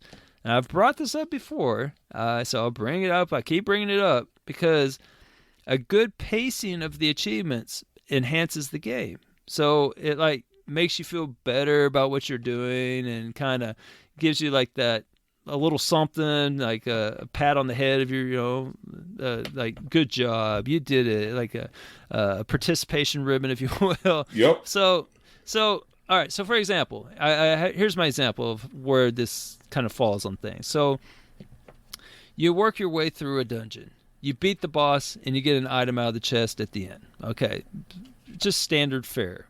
Now, on one end of the spectrum, you get absolutely nothing for doing that. So maybe there's 10 dungeons, and you get an achievement for beating all 10 of them together.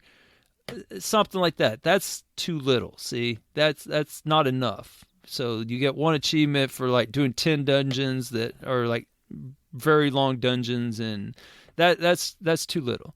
So a better version of that, kind of what the last game I talked about in the previous episode, you have it better paced. So you might get an achievement for getting the item out of the chest at the end, since the only way you can get it is for beating the dungeon, or maybe they give it to you for killing the Xbox boss, right? Yep.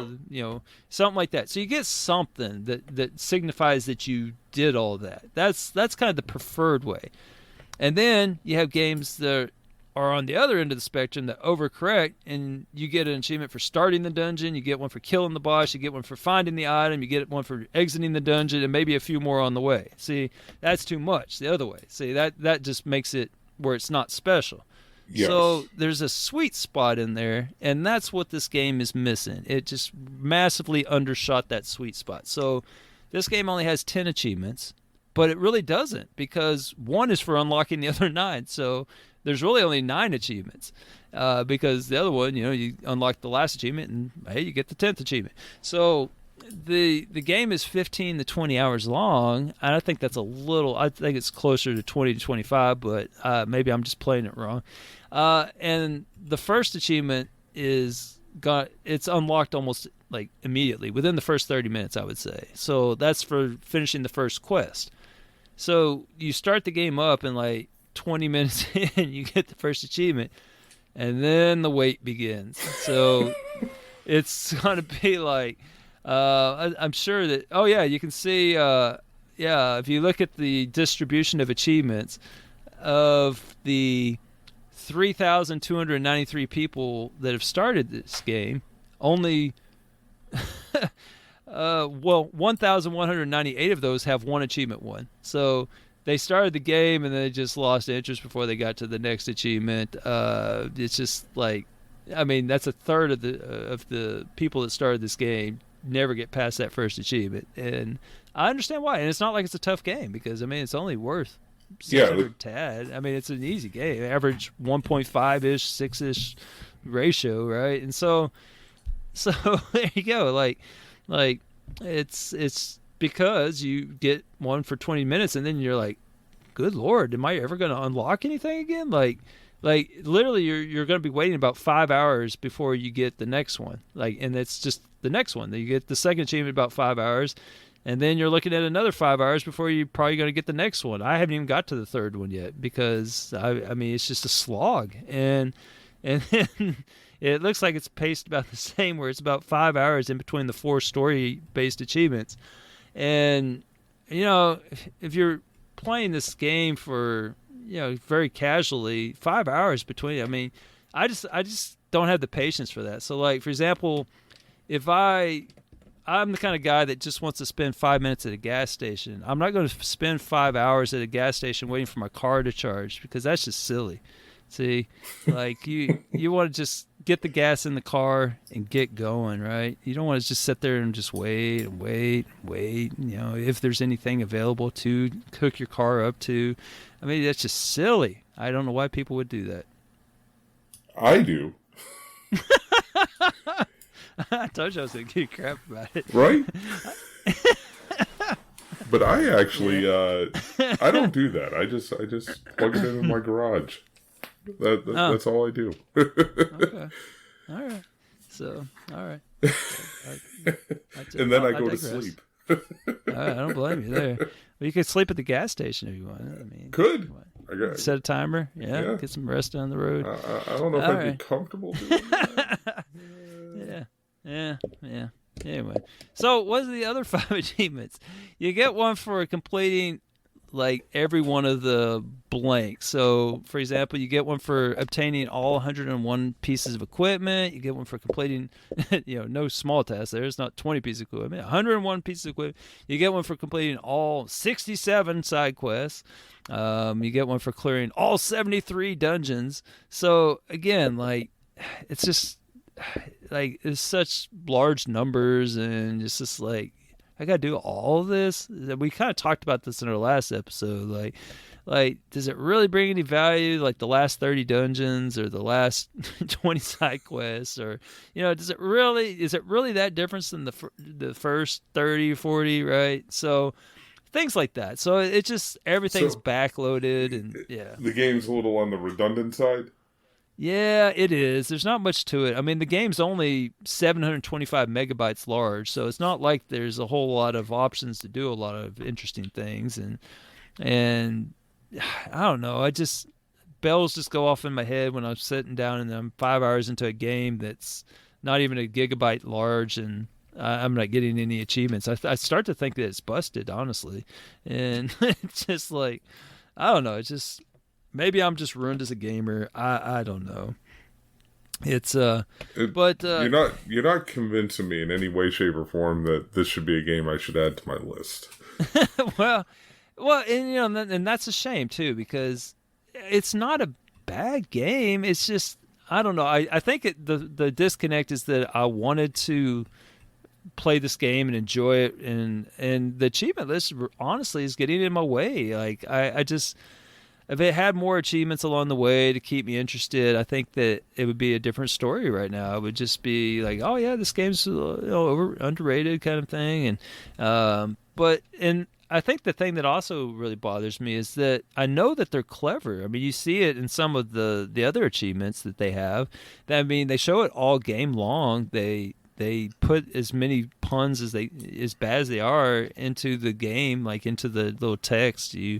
As you're skipping through it, you see them, and but they could have done more. So, for example, I just kind of came up with a couple, like, you control two characters in the game. One's a cat, one's a dog. That's the whole gimmick. Is that it's the merger. They're burying the axe of the rivalry between the two, and whatnot. And everyone can't believe that they're hanging out together, et cetera, et cetera. So you could have an achievement basically called "That's Rough," RUFF, where you die as the dog is the primary character, right? So you accidentally die, and I'm not big on the death achievements, but or maybe die 10 times or something, die X amount of times. That's just something you could do while you're trying to grind out all 73 freaking dungeons. But you could do that one for the dog, and then you could have catastrophe for die as the cat. See, so it'd be really easy. So you could add one called Superstar, level-based achievement, or another level-based one, feeling good, right? Right. There's an achievement for learning all the spells. There's like 12 spells, which takes forever to learn. You could add another one for that, like maybe learn half the spells and call that one Labracadabra instead of Abracadabra. So there's a lot of mountains in the game. You could have one called King of the Mountain. Right? Something like you could have done so much, like just add some achievements here and there and add some puns and just enjoy it.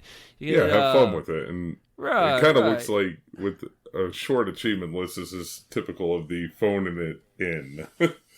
Yeah, they just kind of they probably just had the list from PlayStation and just ported it over and didn't even look twice, but I don't know. It's hot dog. Yeah. Get hit with a fire attack. So there's a lot of enemies that shoot fire at you. See, that easily done. And if you can't find an enemy that shoots fire, all you gotta do is just sit in your electric car and have someone bump you, and then the lithium battery will do the rest. And presto, your charbroil. I'm looking forward to it. All right. Who says your daily commute should not be an adventure? There you go. Oh man, yep. Okay, I think that's all I had to say about those. So I know it's nitpicky, and I really don't have a serious problem with the list. I just wanted to mention it because it was a game I really wanted to enjoy. I just wish that it offered more. Right. Lots of possibilities with it, but they just did not take it. Yeah, I don't know. Missed opportunities abound here. Yeah, too little achievements. I don't know. Anyway. Yeah, games with like you said, and a low achievement count like that is, it's okay for your sub 1 hour games. It works, but if you're going to spend 20 hours in a game. Yeah. Your dynamic 2025, yeah. 20's the low end on this one, I promise you. Right. So, yeah, it is. And especially since of the 10, one's forgetting the other 9, so it's not even like, I don't know. It was just a disappointing list, that's all. Right. And I would have to agree just looking at this, because, again, like you said, 10 achievements, it only takes you a second to kind of glance at it. I mean, the achievement art, it's not awful. Yeah. But, like you said, a couple of good titles in there. But when you're going to spend 20 hours in a game, I think you kind of do need that drip feed, so to say, a little bit. Yeah, a little bit. I just need a little bit more. Yeah. I mean, at least something. Let me feel like I'm making progress. Yeah. Like, man, I mean, I think it says it all that a third of the people just stopped playing after the first achievement. So. Much like the developers, they phoned it in as well. Yeah. They said, you know what? I'm done. Yeah, it's it. Yeah, no, that's... Yeah. We'll put that on the avoid list here. There you go. Yeah, that's not. But the good news is they have a chance of redemption. Cat Quest 3 apparently is on the docket. I'm not sure when it comes out, but pretty sure it does exist. Yeah, because you can search for it. It just says 2024. I mean, I'm still wondering where Cat Quest 1 is at. Yeah, that's a good question. Like, can we get Cat Quest 1? I mean, can we get the remaster? Maybe we're missing out on something and we don't even know it. Yeah, that's I'm gonna do some research while you do that. Oh wait, it does exist. It does. It's on Nintendo Switch. It's it's a 2017 game. It's on Steam, it's on Switch, and there you go. It does exist though. Well, if I can ever get off of GoldenEye on my Switch, then I'll have to look into that. There you go. Yeah. Probably the Switch version of Cat Quest 1 has just about as many achievements as Cat Quest 2 does. Yes. Actually, they don't have achievements on the Switch. Oh, so yeah. Yeah. Missed opportunity there by Nintendo. Yeah. 10-0. Same difference. Right. All right. So that's all I got for you. Hopefully you got something better than that. I'm going to try here, okay? So, there seems to be a little bit of a rage, kind of going on in the video game world with the whole, the 4v1 multiplayer games, and... Like party games? No, like the, gosh, and I sound like somebody who has no idea what they're talking about. And mostly because I am somebody that has no idea what they're talking about. That's a quote. I sound like someone that has no idea what they're talking yes. about. Yes. And that should be your tagline, man. You should put that on your... Right? I have no idea what I'm talking about. But yet, here I find myself discussing this stuff like I kind of know what I'm talking about. So don't let me fool you, okay? Okay. All right. Noted. No, like the Evolve was like one of the first games, where it's like a team of 4 against one person in multiplayer. Oh, right. That game, like somebody played as like the monster, right? Yes. And then, I think I know where you're going. And so there's definitely like it's kind of caught on a little bit. Like Evil Dead came out with a game. Friday the 13th was like that.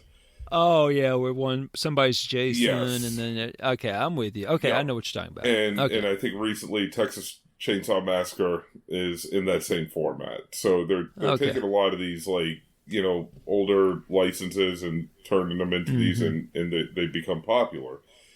I played the Evil Dead game because I'm a fan of the franchise, and it was okay. It wasn't great. There was nothing special about it. Okay.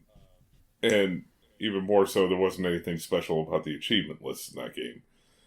The game that I'm going to bring up here is Ghostbusters Spirit Unleashed, which is built in that same dynamic of the 4v1. And I think it has a fantastic achievement list, and more importantly, it's actually a pretty fun game, especially for those that enjoy Ghostbusters, which I think a lot of us do. I mean, a lot of us are fans of the movies, a lot of us are. Judging by your chuckle, you're not a fan. No. Oh, gosh, no, I'm just trying to remember if you're the one that talked about this game already. Oh, I don't want to accuse you of it if you have. But if I have, man, well, here we go. I'm reendorsing it as familiar. A good achievement list. Okay. I don't know who's worse though, because like you would have talked about it with me, and so am I worse because I didn't pay attention enough to be able to tell you that you talked about it, or are you worse since you don't know that you talked about it? Like my memory may be slightly shot. Have I talked about this game? Somebody I've talked to has talked about, but I talked to a lot of people. I used to record a lot of segments, but I'm not sure if it was you that talked about it. Oh man, golly, I don't remember, man. And I may have, and if I have talked about it before, I apologize. No. I apologize if I'm making you self-conscious about it, because I don't know that it was you. I think it's a me problem. I don't think it's a you problem. I think I'm just so old and forgetful that I can't remember who talked about this game with me. Someone has. I'm old and forgetful, and I may have talked about this game before. But that just means how good of an achievement list it is. Okay. That's it. And I will give you authentic reactions because I honestly couldn't remember. But every once in a while I see something on it that I'm like, wait a minute, that kind of sounds familiar. But anyway, let's just proceed like we have never done this before. Yes, we'll pretend like we haven't talked about it before.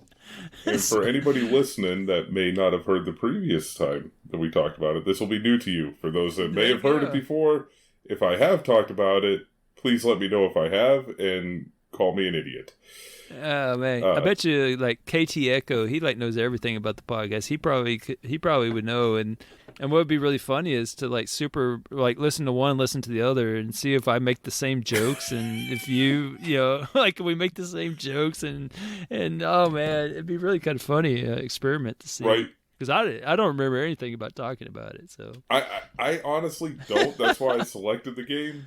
But that's not to say that I haven't, because much like you, I'm old and my memory's shot. So, right, yeah. All right, well, let's do this, man. Let's do it. Yeah, let's work just, kind of pushes out all the, other stuff. And yeah. Oh, gosh. So, right. So it has a very good achievement list in it, where you get to do it encourages you to do a lot of just, maybe play the game in a manner that, you wouldn't normally play it, type thing. The game is fantastic. It's a lot of fun to play with a group of friends. It's one of those ones. It's not like Family Feud. People will not give you the side eye. Right. If you bust this thing out and say, okay, let's go ahead and play this game. But it's not a couch co-op game, but people won't look at you funny if you invite them to play it, okay? Whereas Family Feud, you're probably going to lose friends. So, with that being said, it's a good mix of achievements that you will do as the ghost. One of them, for example, is line them up, and you got to pass through all four of the Ghostbusters within a 3-second window. And tough, but it's doable. But it gives you something to kind of, you kind of catch the other team off guard, and you see that opening and you take it, type deal. But again, like I said, just being a fan of Ghostbusters in general, it's well crafted. There's nothing particularly grindy. The game can be completed in probably less than 30 hours, and that's even just not even playing with friends and or boosting it. That's just playing it. You don't have to go out of your way. It's not a game you would have to boost. I don't know what the online community is like now, because I did play this a few months ago. But I imagine there's probably a healthy amount of people playing it online just because of the name of it. It would be my guess today. I could be wrong. I haven't played it in some time, but like I said, nothing grindy, and like you said earlier, it's a nice pacing to the achievements. Right. Yeah. So, the achievement titles probably could have used a little bit of work. Again, I think maybe some missed opportunities, just given the pop culture influence that Ghostbusters has. Right. How is it that this game has an achievement called Catastrophic Destroyer, but the game that I just talked about does not? What the world, man? Whatever. Yeah. But yeah, I see what you're talking about. Like, it's got 51 achievements. Yep. That keeps your attention. It's not outlandish. It's not like, like 80 or something. I mean, exactly. It's on the upper end of that. Yeah. 40 to 50. And like I said, the achievement titles could have probably used some help. They're very vanilla. Right. With really only one that kind of stands out, where they capitalize on it, and the I collect spores, molds, and fungus. It's really the only achievement title that kind of captures, like I said, a lot of the pop culture that is Ghostbusters. Aside from the achievement titles, though, but like I said, if we're just kind of looking at the pacing and what they're asking you to do, it's a very good balance in the game. and and there are a lot of one-off ones that just kind of require, maybe some specific actions. But like I said, when you're playing, you don't even realize you might be doing something. And you will get the achievement, if you're just playing it just to have fun. Like an example is like capturing a ghost within the last 30 seconds of the game. You might not even, like that'll just kind of happen as you're playing, and you don't really have to go out of your way because you're obviously trying to complete your objective. And sometimes the ghosts you're playing against might be really good, and might take you some time to actually find them. So with that being said, like I said, and like one of the higher ratios is to fully level up a ghost class, which is probably maybe quote unquote the grindiest, but the leveling is very well done. It's not like a grind. Like every match, you're pretty much gaining a level or two, almost every match. So it's not like stingy with like the XP or anything like that. So like I said, all in all, it really does a good job, like I said, of pacing. Can you choose like who is the what role they get or anything? Can you impact that anyway? Like, for example, with Among Us, you can choose who is. Yes. You can custom settings, change. Yep. Okay. And the nice thing is, and what separates this, and I'm going to kind of compare it, maybe fairly or unfairly, depending on your opinions. Okay, because some people they don't want to boost; they just want to play, and that's fine. This game, you can do that, and you can choose whether you want to be, you can enter the lobby as a ghost, or if you just want to play as a Ghostbuster. But now, the nice thing is, compared to Evil Dead, you could do all this in private. If you just had a handful of friends you wanted to play against, all the achievements work in private matches. And you could dictate and myself and several of my friends, like we had a really good time, literally just, partying up and playing the game, not specifically targeting achievements, but we would just have fun running around as a ghost, and seeing if we could best our opponents. Could you, let's say you're a soulless vessel like the ghost in the game and you have no friends, could you double box it? Absolutely. Okay. Yep. That's good. You absolutely could. And in fact, I don't know when this will be released, but I think even Amazon had the physical version, the collector's edition, for like $20 recently.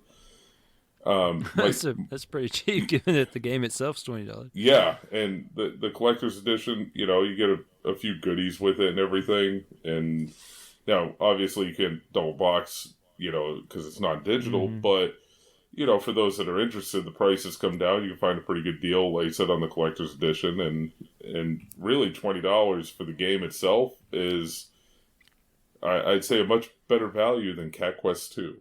I think you're going to get a whole lot more fun, and you're actually probably going to get invested in it, especially if you're a fan of the Ghostbusters license.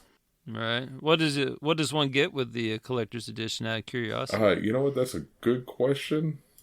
Because I own it digitally, but I have the collector's edition sitting with all my games. I don't even know what's in it. There you go. I did buy it, but because I'm a collector, I don't open stuff, which is I know may be weird to a lot of people, but that's how I am.